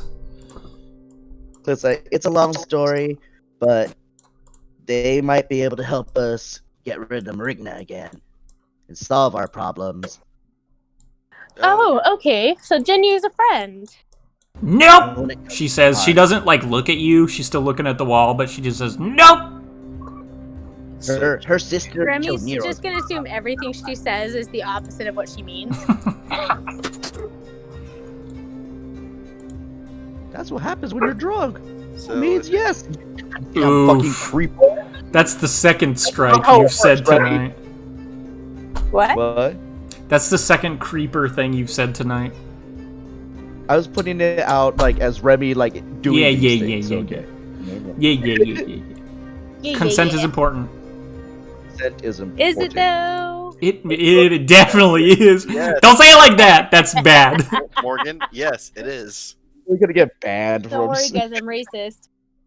Oh, God. Oh, okay, so remember Tony, the pirate. Consent is important, and you become friends, you know. And then you teach him numbers up to what, 5? Yeah, fine. Yeah, 5, because at 6 his mind broke. Yeah, 'cause he couldn't Remy even- wants to ask Jenny what she knows about the Marigna. Okay, Remy roll was a five persuasion shots. check. Oh, you son of a bitch! Hold on. At Hold disadvantage that thought. because you're so good aligned and she's cranky and evil. Never mind, you've had experience talking to Rev, who's cranky and evil. Persuasion. Do I get friends on her? Do you want to try to use friends on her? Can I stealth of hand? Sleight of hand. Oh no! And Yes, you can. Oh, no. Roll I can a sleight of hand. roll a stealth of hand for me. Shut up. You know what I meant. Sleight of hand. No, we don't know what you meant. Is the problem. That's Not a 22 yet. sleight of hand. She does not notice. 21. I lied. 21. She does not Do a notice. stealth of hand. Okay. And that is an 18 plus persuasion is 6, so 24. She says, well, they're a group of cultists that worshipped war, and they were poking around in the Feywild for a while, and we had to get rid of them. Do you know anything more than that? Anything more helpful? I mean, Well, we are trying to hunt them down. So they worship like a being called the Morrigan. It's like a triad of goddesses, but then they also thought that they were like the incarnation of these goddesses, and then they like turned into liches, and they're just I don't like them. We don't like them. We don't like them either. He said, or she says, yeah, the main one, Nemenat, he was, bad. Rev's kind of. Jenya, if you're on our side, you should know that that Nemenat is free at the moment. She says, I'm aware. They're Oh, all good. free. Do you have any ideas of how to take him down by chance? We kill him, and again, like her disguised self doesn't change, but you see underneath, she goes. So, but if we kill him, he just finds a new host. So we can't. Oh, right. Yeah, that's right. Do you have any ideas of how to kill him? You got a point there. No, she says. Do you know anybody that might have an idea of how to kill them? Just give me a mo. It's like, what about Agatha? She kills a lot of people. She says, we've tried to get in contact with her, and all she says is that she has done her part. She's selfish. Can you contact her for us, and maybe we can talk to her? I already tried. She won't even answer. What did she already? Well, for the halfling, the bitch upstairs, downstairs, wherever he is. Do you think that maybe you could get me in contact with her? I could try, and she just shoves this giant hag-eye, or her hand's giant, but the hag-eye isn't. So she, puts this little hag-eye in front of you and says, Agatha, wake up! Agatha! And, she kind of shakes it. Agatha! Agatha! And she, looks at the eyeball. Nope! She pockets it again. Remy, before she pockets it, Remy will try to, and she'll say, Agatha, I'd really appreciate your help. Roll a persuasion check. Okay, can I get friends on that one? Let me like read. the eyeliner on the eye. Let me read friends, because you might have to be within range. It's cast on self. Right, You but just get advantage on charisma checks. but does the target have to be within range of you?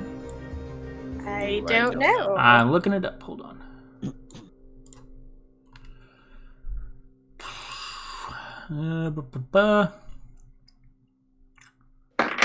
Yeah, I guess not.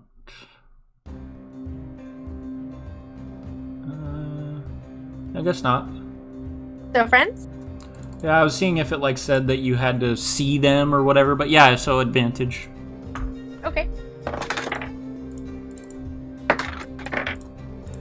That's an 18 plus.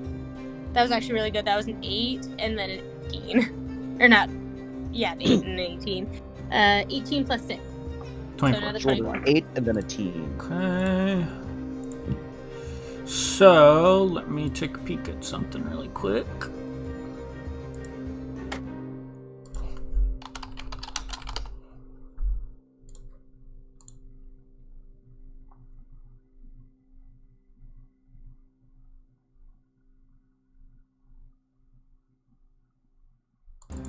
So again, Jenny is kind of shaking the eye, and she says, "Nope, didn't work." And then as she's putting it away, she says, "Oh, what?" She like puts it up to her ear. "What?" And she looks. Jenny looks down at you and says, "You're supposed to go to sleep." I need to go to sleep? Yeah, it's the eye. Well, Agatha said to go to sleep. Okay, She instantly goes to sleep. I mean, what time of day is it? Nighttime. I punch her in the Nighttime? mouth. Sure, yeah. Close enough to bedtime that Remy could say, "Yeah, okay, I'll go to bed now." Sure. Or is it like a thing where it's like, okay, like give me a couple hours and then I'll go to. No, you could go to bed now. Okay. Yeah. Remy, we'll go to bed. Okay. So you go to bed. And you start having a dream fairly quickly, and Agatha appears in this dream, and everything's kind of moving around you, and the dream is changing, and there's all this chaotic thing. Like, there's chaotic stuff happening in your dream, but Agatha's just standing there like, "Hello?" Badger, will you take notes? I'm not at the computer at the moment. Yes. Thank you. Continue. So she just appears in this dream and says, "Hello!" And it's this kind of old, elvish-looking woman, although her ears are kind of larger than you would expect of an elf. She's kind of hunched, and she has a little walking stick made of a branch. She says, "Hello, what do you want?" Hi, my name is Remy. I am helping an associate of yours She says, to capture. She burps, and then she says, I knew that. I knew your name." Okay, do you know that we are hunting down the Marigna at this point? Yep. I was just hoping to get any information you may possibly have on the Marigna so that we may more efficiently take them down. Roll a And save our roll world. a d20 and tell me what you roll. Alright, give me like 30 seconds. Okay. You rolled a 30. Hold on. Does that might not be the dice that I want. Hold on. Roll a d30.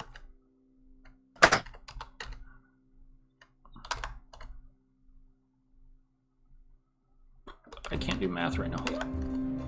No, that's not Math right. better, Justin. So roll a d20. And just what's the roll? There goes the beer. Natural 20. Fuck. Fuck! She says, You bitch. she kind of looks confused and like looks around her. Ha! I guess okay then. What do you want? Well, She seems like surprised. Like, I'd like any information that you know about the Marigna. Also, how best to take them down. We truly don't want them to ruin our world. And I'll relate to her what I have heard in the past from them. I don't. Morgan doesn't remember off the top of her head something about taking down the evil that is this world. Remy asks where the phylacteries are. She might actually ask about that too. So Agatha says about the phylactery thing there at the end. She says, that'd be convenient, wouldn't it? Unfortunately, I don't know where those are. And she just kind of goes deadpan. Well, that's okay. I understand. It was just she kind of shot for that one. she kind of looks around and kind of like walks over to you and kind of puts her arm out, and she says, I think I'm supposed to be just about here. And she kind of uses her staff to move you around. She says, "You're supposed to be just about there. Yeah, one more step. Okay, yeah, right there." And then she kind of looks around, and then this is supposed to be... And she kind of waves her hands. You see a forest appear around you. Your dream kind of washes away. Do I recognize the forest? You recognize this as Morrigan Bibe's tower that's north of Old Malmrum. You're standing outside of it. She says, "Yeah, this is right. And you were there. And I was here. My stick was right about there. And I'm supposed to say... what am I supposed to say? I'm supposed to say... And she's like trying to remember. She says, the demon lords walk the earth. Yeah, that was it. And war has failed this world. And what else was I supposed to... I'm sorry, my memory is terrible these days. Is there anything? Can I? The offer, war has been. I know this is a dream, but can I offer guidance through my dream to help her remember? Sure. You rolled a natural 20, so she's gonna remember everything that Justin can give you in good conscience. So she says, war has failed this world. The war was won, but that means all is lost. And you have met, well, you as in y'all, not as in you. Y'all have met, y'all have met the returned king, and almost met the Fisher King, I think. Oh God, this isn't making any sense. And she kind of thinks for a moment longer, and she says, something about big tentacles and crushing. And she kind of knocks on her head, and she says, and something about a rod. Yeah, there's like a rod, and it's going in a hole or something. No, that's not right. It doesn't. You know, the rod doesn't go in the hole. I think. Or maybe it does. Or maybe it's not. I think it's not supposed to, I think, she says. And then she just kind of looks at you. Badger, are you taking notes? Yes. This is all recorded as well now, so... Okay. These weird rants that you make me go on will now Okay, hold on. be viewable. It's not right. It doesn't go in the hole, or it's not supposed to with the last one. Yes. So, Romy might ask what the rod looks like. How about, yay big? No, that's not right. It's 2 feet, 1.5 feet. It's blue. But it's also it's silver, but it's also blue now. It's not supposed to be, I think. And there's another one, and it's silver, but it's supposed to be yellow, but it shouldn't be yellow, I think. We don't want it to be yellow, I think. Can Remy roll a history or a religion? Nothing that a history check will give you will help you. None of this is supposed to make sense, because Agatha can see the future. So this is all stuff that will happen, I think, because this is the nature of telling the future in D&D. This is all relevant information, eventually. Justin? Yeah. So it's silver, but it's also blue now. There's another one, it's silver, but yellow. We don't want it to be yellow. It's silver, but it's supposed to be yellow. No, we don't want it to be yellow. As if to say it's like not something needs to happen to it or something. Hey Justin, would it be possible Okay, to get this silver. in writing? It's possible to get this in a recording in about 6 hours. But it's supposed to be yellow. What's that? Sorry, Alright, It's not supposed to be yellow. We don't want it to be yellow. Like, you want to prevent it from becoming yellow.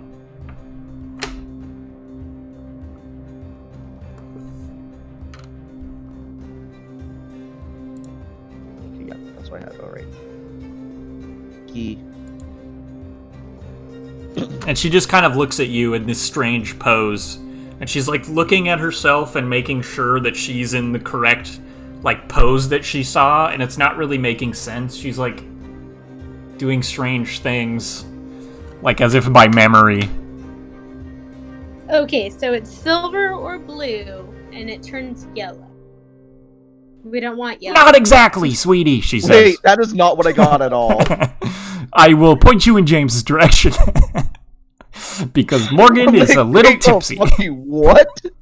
I am very tipsy. I think you meant 6 shots No now. shit. That's why notes are helpful. This is not the time. But This is you know how we the said time. that? No, this is the perfect time because Morgan makes better decisions when she's drunk. But Fair enough, Morgan James. also doesn't pay This attention. information will be in the notes eventually, so you can refer to them there, I hope.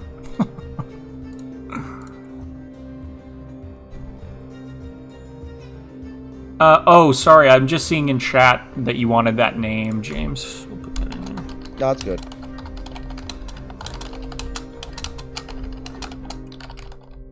Nope, that's not his name. Buffalo. God damn it. What, Buffalo? Goes by Buffalo.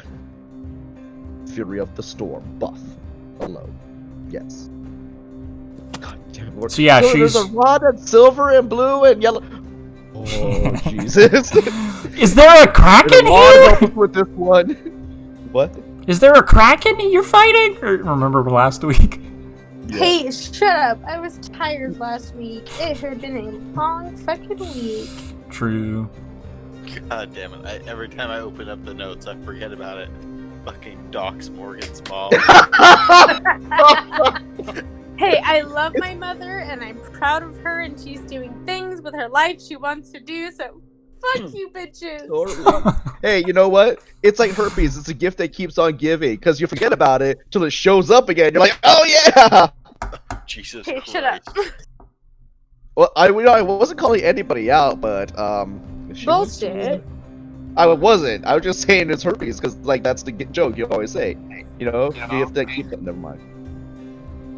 Never mind. So- Anyway, Justin. So she just stares at you. Herpes. What's that? As a Am I- turn in future now besides herpes. What is that? Is that my mic? No. No, that was my my air duster for electronic bullshit. I was dusting something off. I was like, are you like blowing like the snot out of your dog's nose or something? Yes. No, I saw dirty electronics, so I dusted it. Okay, Oh, her what's vibrator. That's exactly what I was gonna say. I was didn't want to make a joke, It's a bit but I just- thought it. What was the question again? she just kind of she ends that kind of rant and just looks at you in this dream. Remind me. Oh, shit. Oh my god. I fucking Okay. quit. It's a silver / blue rod. It turns gold. We don't want it to turn gold. Close enough. Yellow, not gold. Wait, we're I gonna thought there we're were gonna two need rods. to we're gonna need to call a timeout, like a timeout for about a couple hours so that Morgan can sober up. Justin. Hey, Okay, I don't need a so couple I think hours. Just like Smith- maybe a couple minutes. Okay. is the rod silver and turning blue, and then there's one silver turning There is yellow? a second one. Yeah, it's silver and it's also blue. And then there's Yeah. a second one that is silver and is supposed to be yellow, but we don't want it to be yellow. Even though it's supposed to be yellow.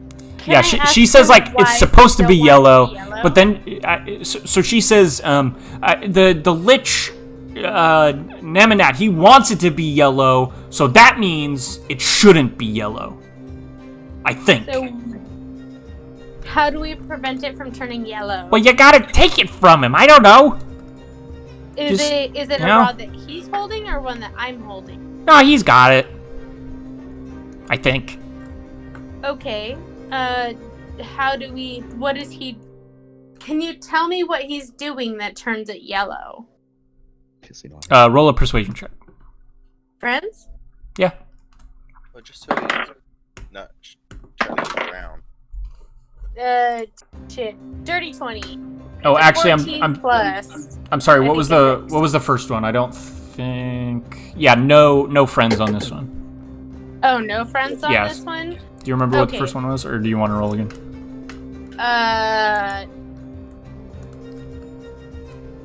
Shit. This one's a 14. Hold on. Just roll a new one. This one was an 8 plus 6, so 14. So she says, so there's it's silver and it's not supposed to. It's supposed to be yellow, but we don't want it to be yellow. And there's something about a hole, and the blue one goes in the hole, and then the yellow comes out of the hole, and then we want the yellow to not touch the silver. She's talking about a penis. Okay, Remy's talking to Agatha, right? Yes, through your dream. So Remy will say, look, I have to go there, and I have to stop this. So I need you to give me the most detailed possible idea that you can possibly give me. So which color? Yellow, she says. Yellow is bad. Yes. Okay. I can remember that. She nods. I have to go and stop this guy. Will you please stay in contact with me? No, she says. Why? And she starts walking away in the dream. Leave me alone, she says. What happened? I already did my part. This is what I'm supposed to do now. I've seen it. And she just kind of waddles. No. You chase after her, and she starts kind of like waddle running. No, get away! This is what I'm supposed to do now. I've seen it. And she's like hobbling away in your dream. Remy will chase after her. She'll say, no. She starts waving behind her, and you see the distance between you starts like extending. You know how that happens in a dream sometimes, like you're running, but you could never get there. That's starting to happen. Remy will continue to call after her. Wait, the more information, the better. She's getting off in the distance, and she's like yelling, No, this is what I'm supposed to do! And she's just still hobbling away. She's getting smaller and smaller in your vision. Can Remy use spells in her dream? Yeah, you can do whatever the fuck you want. It's a dream, Morgan. Expeditious retreat. Okay, so you start running faster after Expeditious? her. Yeah. So you start running faster after her, and you start catching up slowly, and she kind of looks back. No, that's not fair! I'm not using magic! She's like running. As I'm running closer to her, I will say, the more I know, the better. I need to stop this from happening. Please I don't know. me. I don't know anything else. Leave me alone. She's just running. She's chasing down this old woman in your dream. Leave me alone. She's just running. I need to know everything that you know, though, not just what you've told me. Roll a persuasion check. I'll give you a d6 because I'm enjoying this a lot. So you have a d6. You can use it now or later. No friends anymore. I just imagine hearing that soundtrack in the back of my mind watching this. So I'm not going to use it right now because that was a 14 plus 6, which is a dirty 20. She's like, I don't know anything else. And she just starts panicking. She's like, Remy, you're like running after her, and you realize you're starting to get like bigger and bigger, and you're like turning into a kaiju that's like running behind her, but at the same like speed as her. She's like, no! And she's running, and she's like, there's a triangle, and there's lots of skulls and stuff, and your friends they're probably gonna die. I don't know. And she's just running. Wait, I don't want my friends to die. I need more. Your friend, the giants or whatever. I don't know. And she's just running. What giants?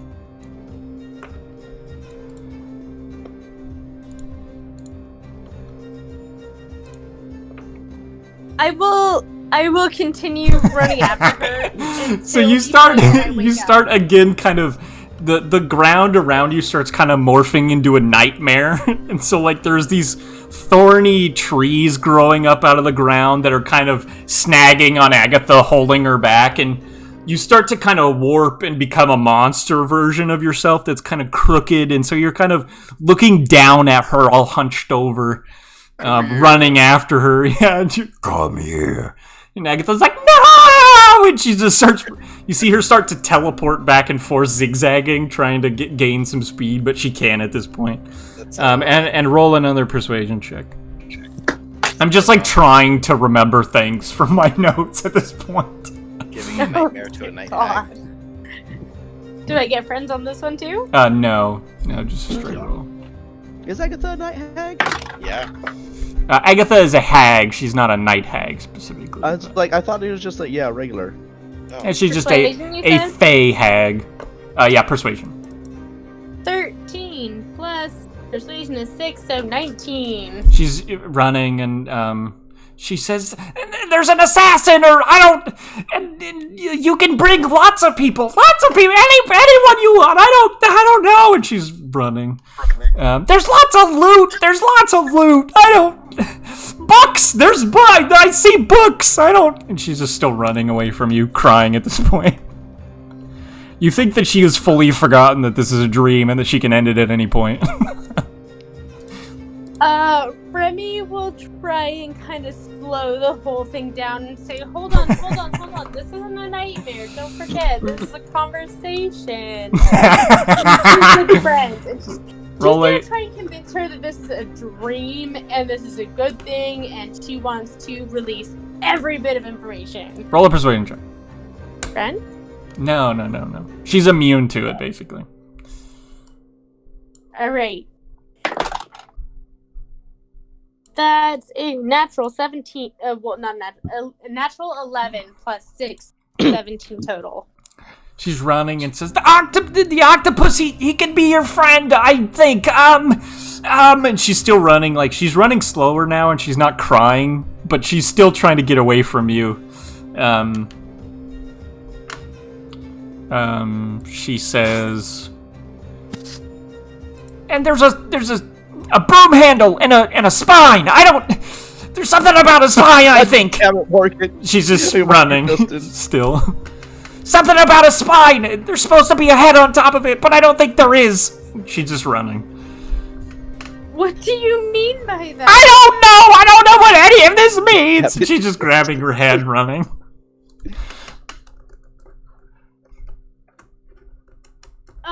I want to see if there's any spells Remy can use here. Right, good. Hold up.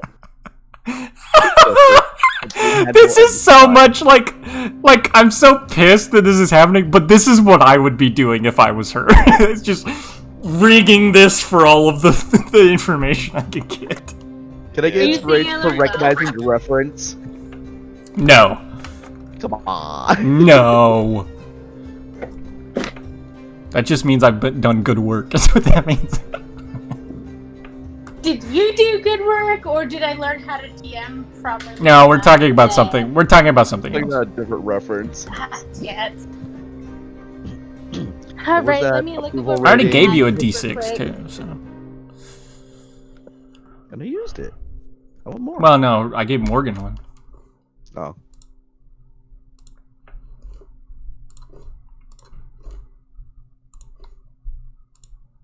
Broom handle and a spine. Okay, so she's running away from me right now. Yep.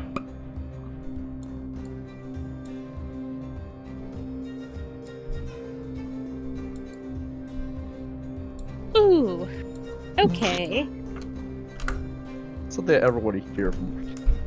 No, Morgan has a good idea.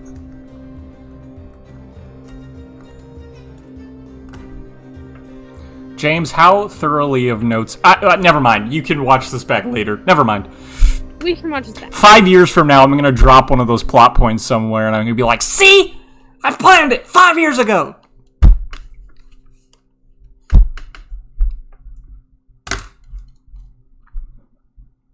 Sorry, Morgan, did you make a roll? Did I miss it?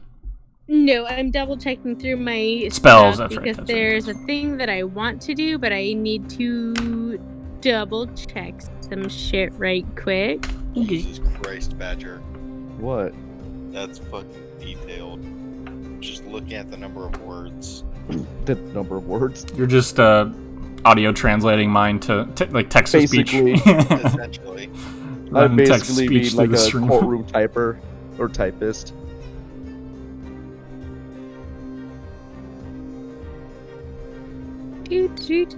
Just double checking because there's so many spells. He's trying to read it, and she's doing like the one eye, like, can I do this spell?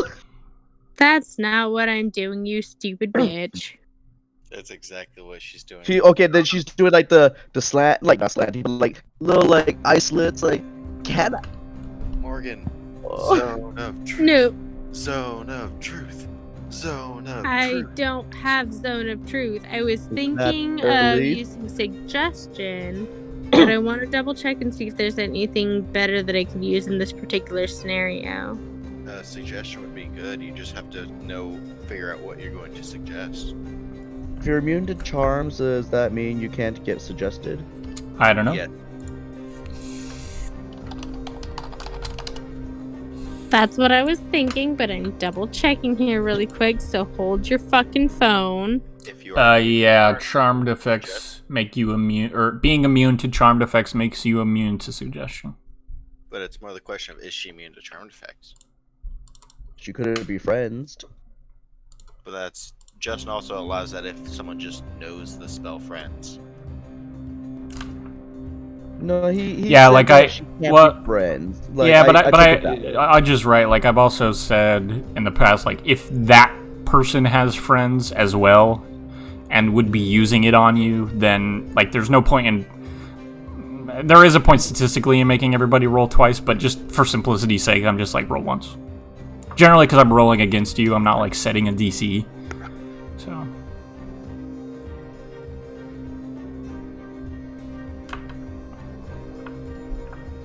I forgot what we're doing. What am I doing? Oh my god, looking through your spells. There's a spell you want to use. Right. I'm chasing Agatha down. I'm trying to get her to give me more information. I remember. Don't worry. I fucking quit. But you didn't remember, like, 5 seconds ago. 5 seconds ago is not now, so fight me. I fucking quit. But now is 5 seconds ago in 5 seconds. I would like her to potentially make a charisma saving throw. For what purpose? Jesus Christ. Oh, no. Calm Banishment. emotions, and I'm going to use that at the max level, so I think that's 3 for me. 3rd level. Okay. Doesn't upcasting it just make it so it does? She doesn't give a fuck. She's just going for it. I'll do it. Titties. God damn it, Morgan! Read your spells. Charisma save. Okay. That didn't work? No, that works. Yeah. I'm just reading it. Charisma save. I was just making sure that she's not immune. So here's the problem. We're doing all this, and Morgan's tagging me on Facebook. Okay. So God she damn suddenly slows down and stops running as fast and kind of just kind of slows down to a trot and then a walk and then just kind of stops and just starts looking around. I'd like to approach her calmly. You stomp up as a kaiju and she just kind of looks up at you. Then I'll kind of look at her and I'll say, I'm not a scary person. I'm on your side. I want to help you as much as possible, but I need all of the information you can possibly give me. She just says, ha, you're big. She kind of looks at your, like your ankle. Is that, oh shit, is that suggestion? Or, not suggestion. Is that concentration? It is. So I will switch to suggestion. Okay. She's immune to this, Morgan. She can't be I don't give a suggested. fuck. Okay. You said I don't give a fuck. Yep, I okay. don't give a fuck. Okay. Just kidding. I will. No, you said I it. will It try happens. to coerce her into giving me more information. Okay, so what do you say? So I'll kind of kneel down Okay. and get. You kneel like, down and just eye level crush that possibly can. entire sections of this forest you've created. Uh, Get down on your hands and I knees will and look at her. say- I will tell her I'm on your side, but I can't help you if you don't give me everything you know. She kind of nods. Roll a persuasion check. Do I get friends on this one? No. Shit. She rolled a 7 on her save, by the way. Charisma save. Oh no, I lost my dice. Hold on. It's not the only thing you've lost. Hey, shut up, you. She's learned a lot of shit in the last 10 minutes. She might don't not know about remember it, But I don't know how this That's fucking why happened. we're recording this shit, you bitch. we're gonna come back and watch it. So that's an 18 plus. What was I supposed to roll? Persuasion. It's 24. Persuasion's a What's plus the roll? 6. So Which is 24. So she just says, "Oh, well, lovely. It's kind of hard to remember. I just see things. I don't have context a lot of the time. So the stuff I told you, I can't tell you more information because I don't understand it to begin with." that's okay. I need to know everything that you do know and everything that you will know. Because the more that I know, the better I can help. She says, "Okay. So there's like a ball of darkness, and it's about that big, and it's that big, Okay. and it's bad. It annihilates things. I've seen that. Yeah, but there's another one. A second one. There's another one, Okay. and it's bad, and something might come out of it if you don't stop it. And that thing is bad. I know that. Okay. She kind of rubs her We already didn't stop it. Can chin. you see where that happened? Yeah, it's like it's here, but it's not here. You know, it's here, but it's not here. It's like It's like, and she makes a piece of paper and a pen, and she said, "It's like this, right?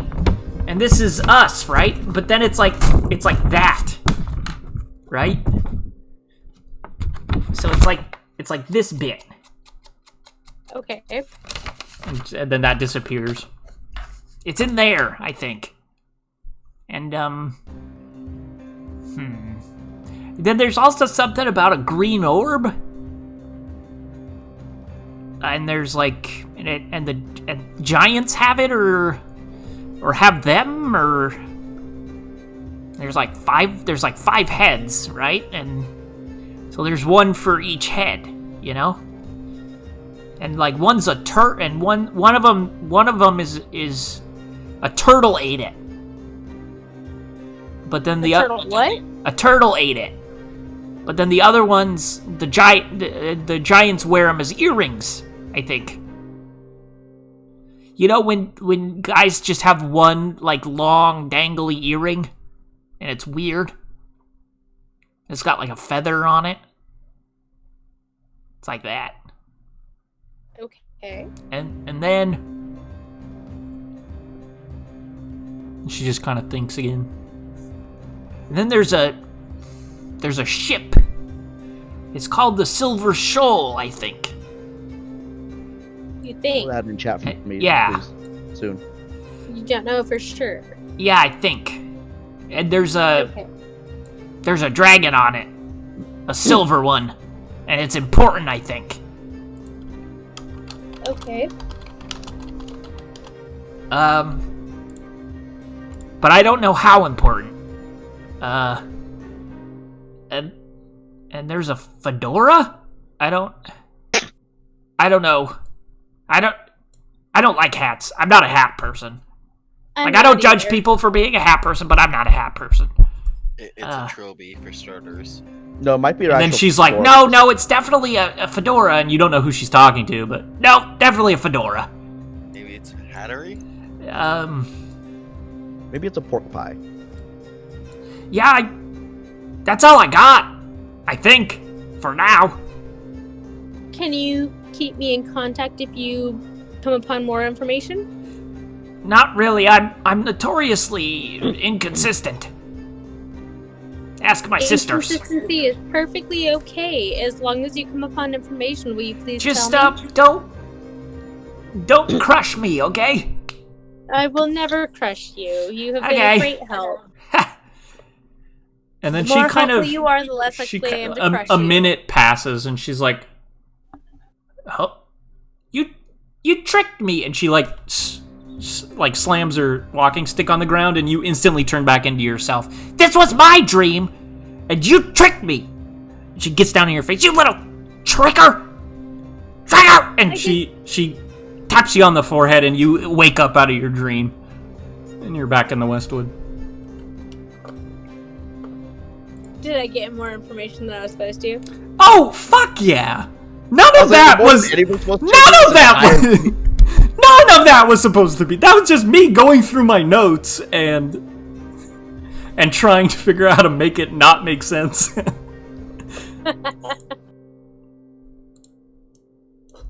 So we should be proud of Morgan right now. Who won't remember any of this? I get to watch this back. It doesn't You matter made me. if I remember. You made me do my hag voice for so long that my voice is gonna be shot tomorrow. Oops! Oh no! So, Remy, you have just a brain full of random bits of information. There's something drawing you to the Morgan Bibe Tower. That was kind of the first bit, I guess. So I will go and share that information with Reb, and is Arya the one that wants to attend the Maud is the one that wants to attend, if you were wondering. Certainly Maud. She'll share that with Reb and Maud. But otherwise, is it Arya or... Arya is the one who's a bit more gung-ho about punching zombies. Okay, so Remy will share that information with the Reb, Maud, and Arya. Elise as well, or not? Probably Elise. Okay. So you guys are sharing that information probably in the tavern. I will probably also sending that through the stone to Strauss. I have to check one thing. Like, my entire thing here, but just read it like every 2 sentences. Oh dear God. That's a lot of fucking notes. This and not much. Easier for me to reference too. Is anybody in the shared notes? Nope. I'm not anyway. Roll a is that? Oh, roll a d20 and roll a 1. Who? Me? Anyone. Morgan. I'm 6. not gonna do it. Morgan, roll it because you're the one with the sending stone. I will roll it. In like another 20 seconds. Don't roll a 1. 10. 15 is what you rolled, or are you saying 15 seconds? 15 seconds. Don't roll a 1, right? Yes, don't roll a 1. It's a 5% chance that I rolled an 8. It doesn't. Okay, so your message goes through. The response you get back is Strauss speaking, but she's just making a noise. Roll an insight check. God damn it, Strauss is undead. Could also be an investigation check as well. Insight or investigation? Yes, whichever's better.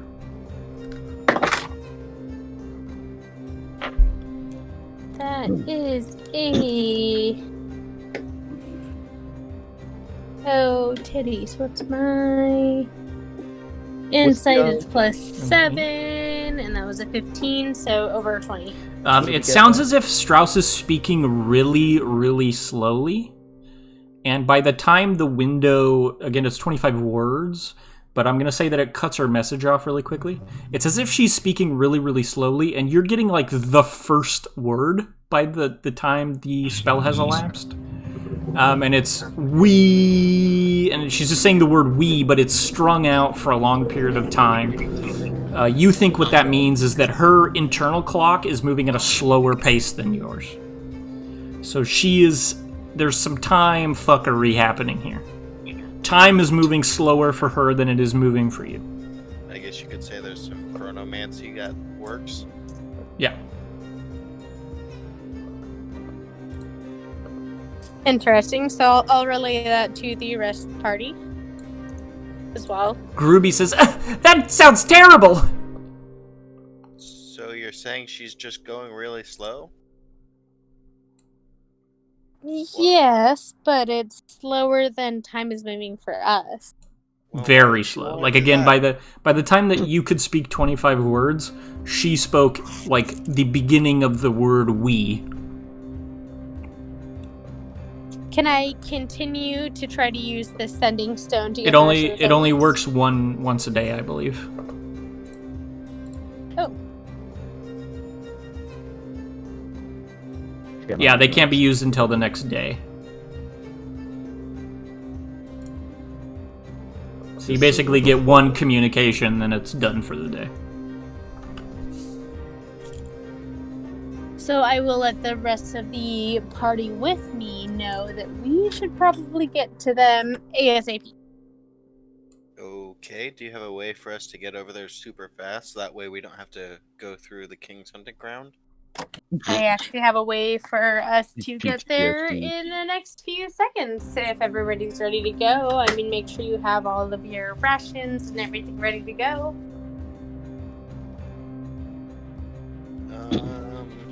Let me check my bag real quick.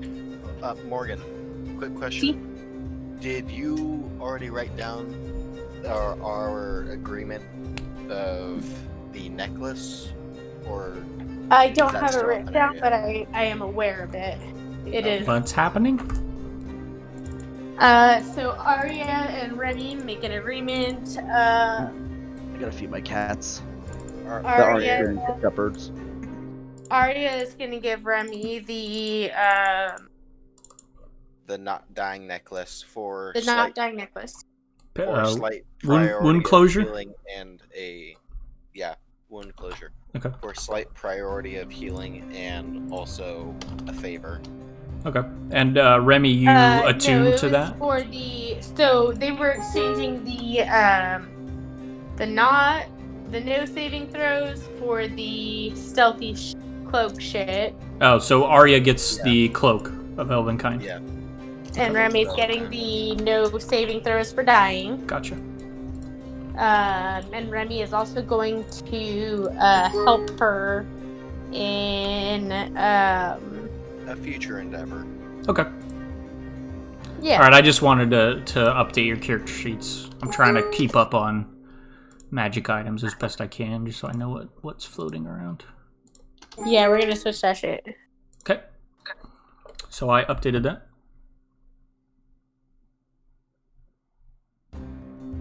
Okay.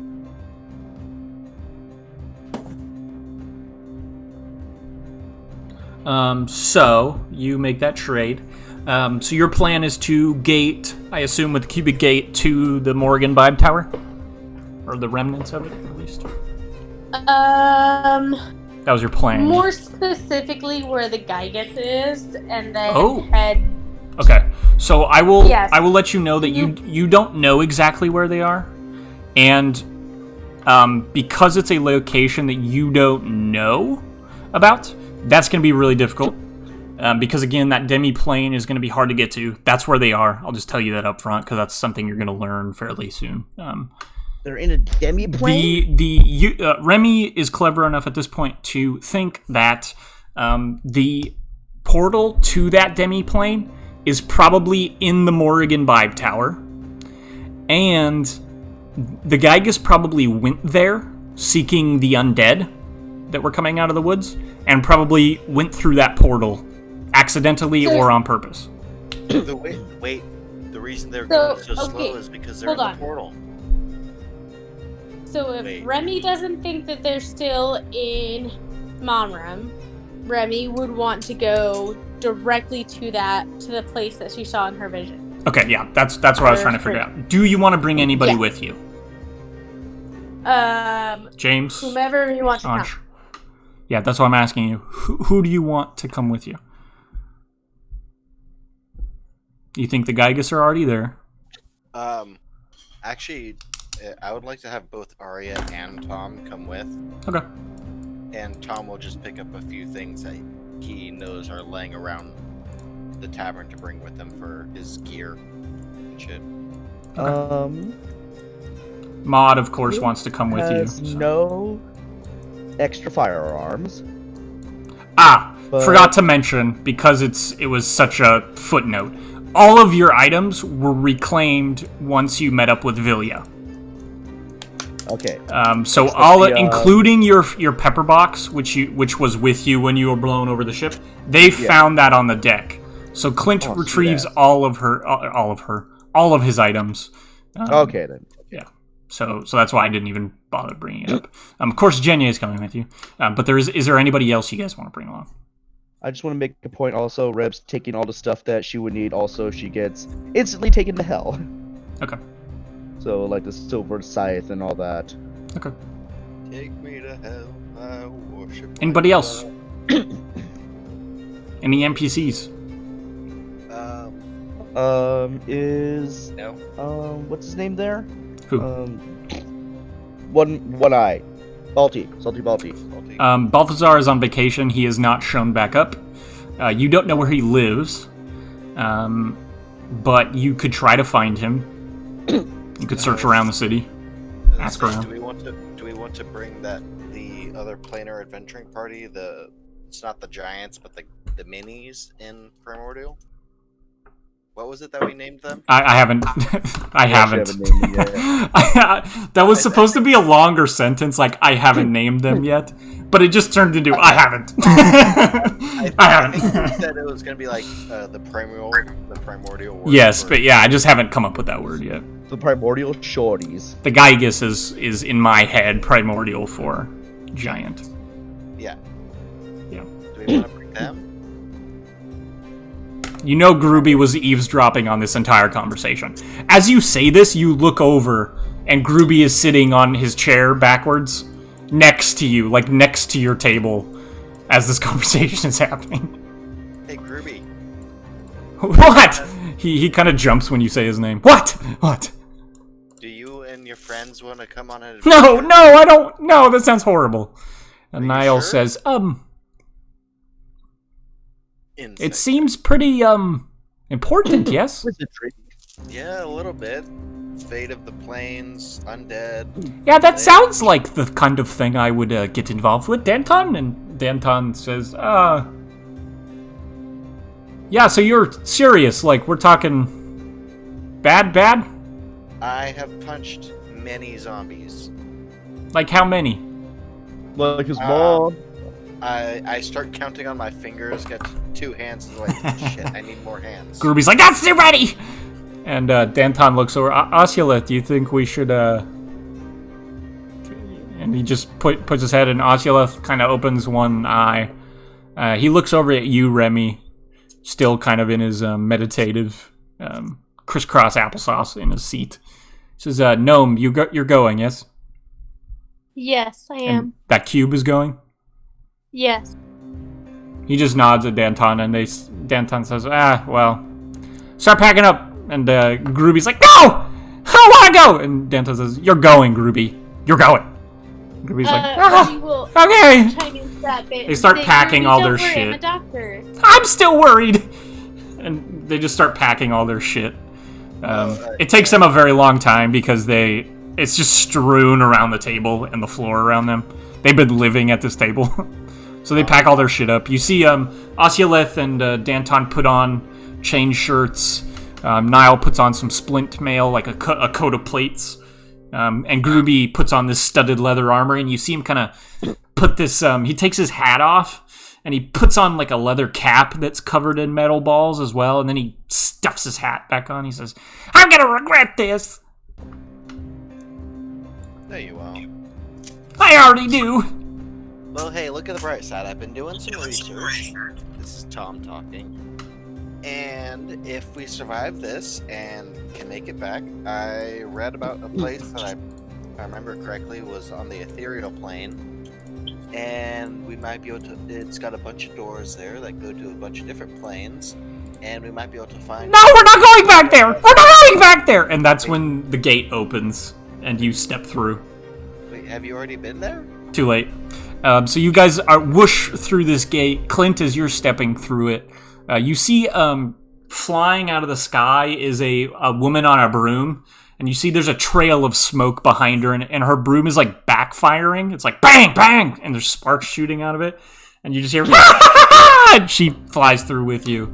Does she have a spine? And you see Agnes flying through. So that's the other witch. Which witch? The other witch. This is a worse combination of people than we took to hell. This is such the motley crew, and it's wonderful. How motley too? You, Motley Drool, what? You finally fit in, Tombe. What? Hey, fuck you. At least I'm not wearing a hattery. So, give me a marching order of where each of you would like to be. Does it have to be single file? Did I move that, or did you guys move that? Nah, it's me. I'm me. fucking around with it. Just no. Give me a marching order. It doesn't have to be single file. It can be like how you would set up going into like a threatening environment, basically. The hags will be in the back, wherever that I was is. just gonna put Jenya in the fucking front. Ah, fuck you guys. Which way are we going? Let's say upwards. Okay. I was like, where is forward? Okay. Well, in that case, Tombe is in the front. no. Maud is in the front. Fuck are we? I don't know where exactly. I'm just positioning them next to each other. Okay. Where's Clint? Oh, there's Clint. It likes to be pew pew pew.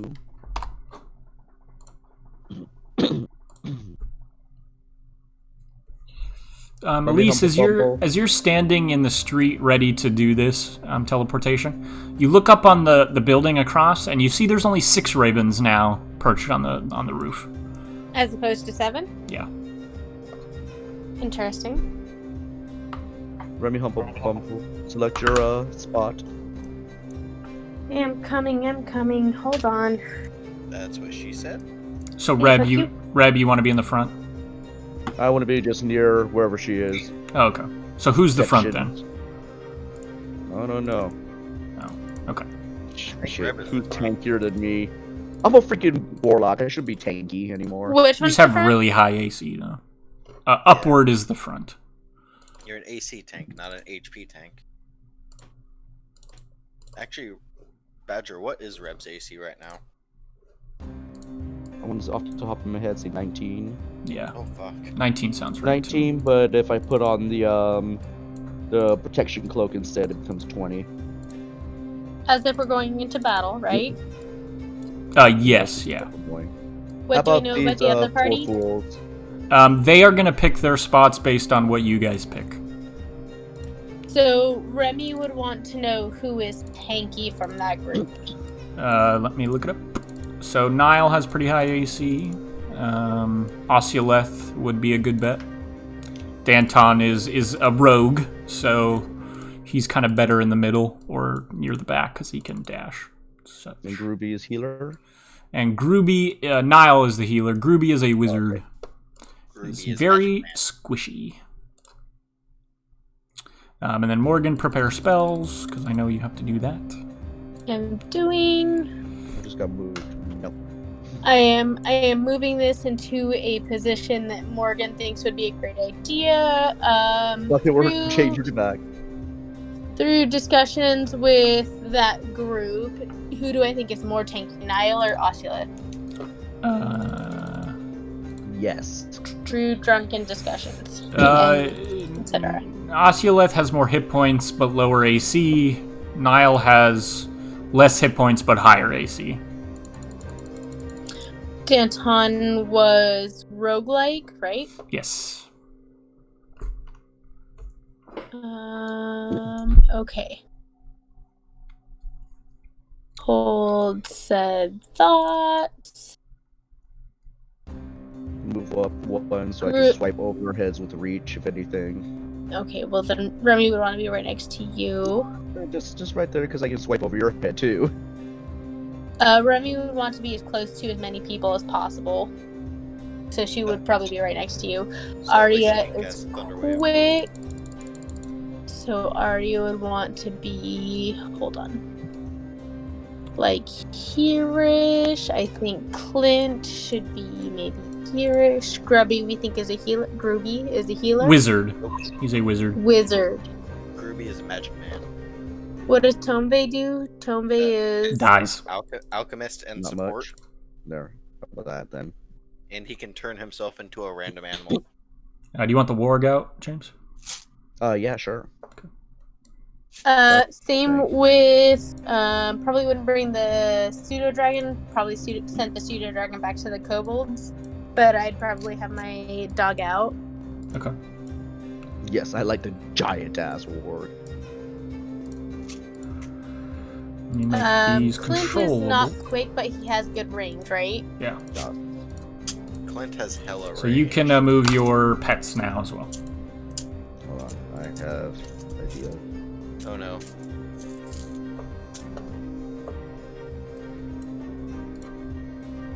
Oh shit! Too many people. Hold on. Okay. Done. Many books?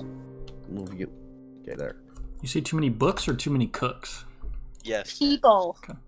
No, I was talking to Hold on. I'm moving everybody down into this red zone. Okay. But I can't move Remy on top of the warg or Clint. So you have to, because they're in the back. So if you right-click, there's an option to say to front and to back, and it basically layers them. So you have to. Morgan. I moved over to the red zone. Yeah. So I have more space. The red zone. Football. Sports.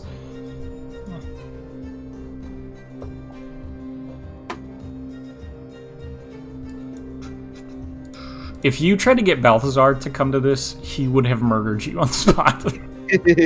I'm on vacation, and you already made me fight 400 undead. Because we like, I was on vacation, and I have to be with this person. Any other NPCs you want to bring, other than these guys?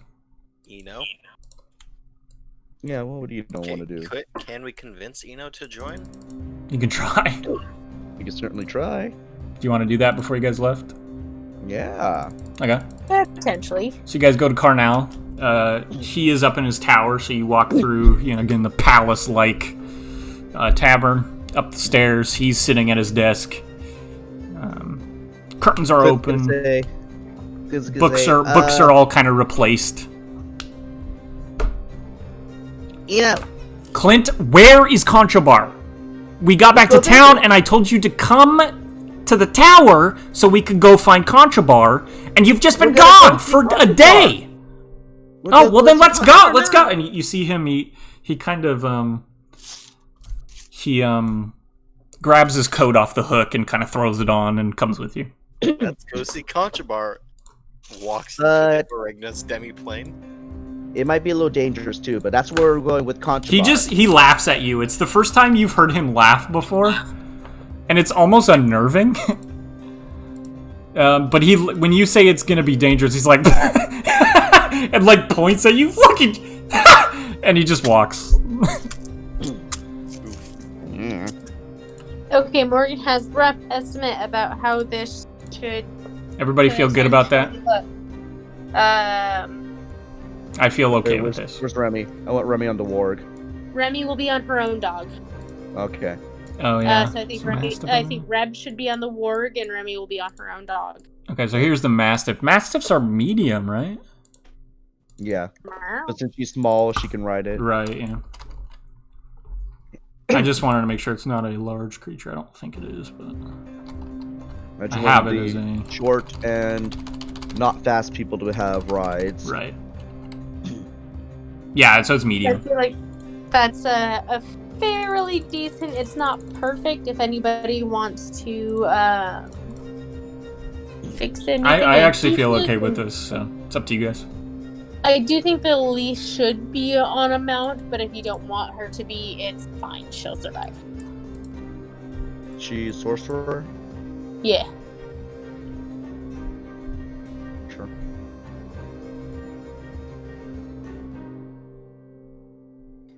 If that is the case, what I see right now, Badger, is I think that Reb should be out here, and let's see here. I was like, we need to shore up this flank. Yeah, Arya is fast and mobile, but not a very good tank. We're just widening out, like, not shoring the flanks at all. Eno just kind of walks in the middle. If you try to get him to go any place, he just kind of avoids you and just walks kind of smack dab in the middle of things. Eno's just hanging out with Tom. Who are you again? Oh, I'm the... Oh, Maud, hey! And, like, Maud comes and sits on his shoulder, and they catch up. They don't. Morgan. Hey, you know, I'm the one whose soul is in a different body. Everybody content with this? Sure. Okay. Yeah, I think so. It leaves us Y'all- all close enough that we can get to each other, but far enough that we can kind of So you guys teleport. And if Some it gets- people end up in trees a little bit, but everybody manages. And if it gets dark, I have a drift globe. So you wind up at the tower. It's late evening, sun is setting. You can't quite see inside. Niall and Oculeth are kind of peering in. You see them Niall is strapping a shield on to himself and pulls his dwarvish warhammer out and kind of gives it a spin and kind of loosens his shoulder up a bit. Not just because of the vibes of this place, but I just don't know why, but I feel like we really should not be here. quick question. Justin, are we about to go into combat? Oh, yeah. Oh, absolutely. Can we call it here then? Because I am insanely tired and have to go to bed Sure. soon. I'm okay That with that. actually means insanely drunk. True.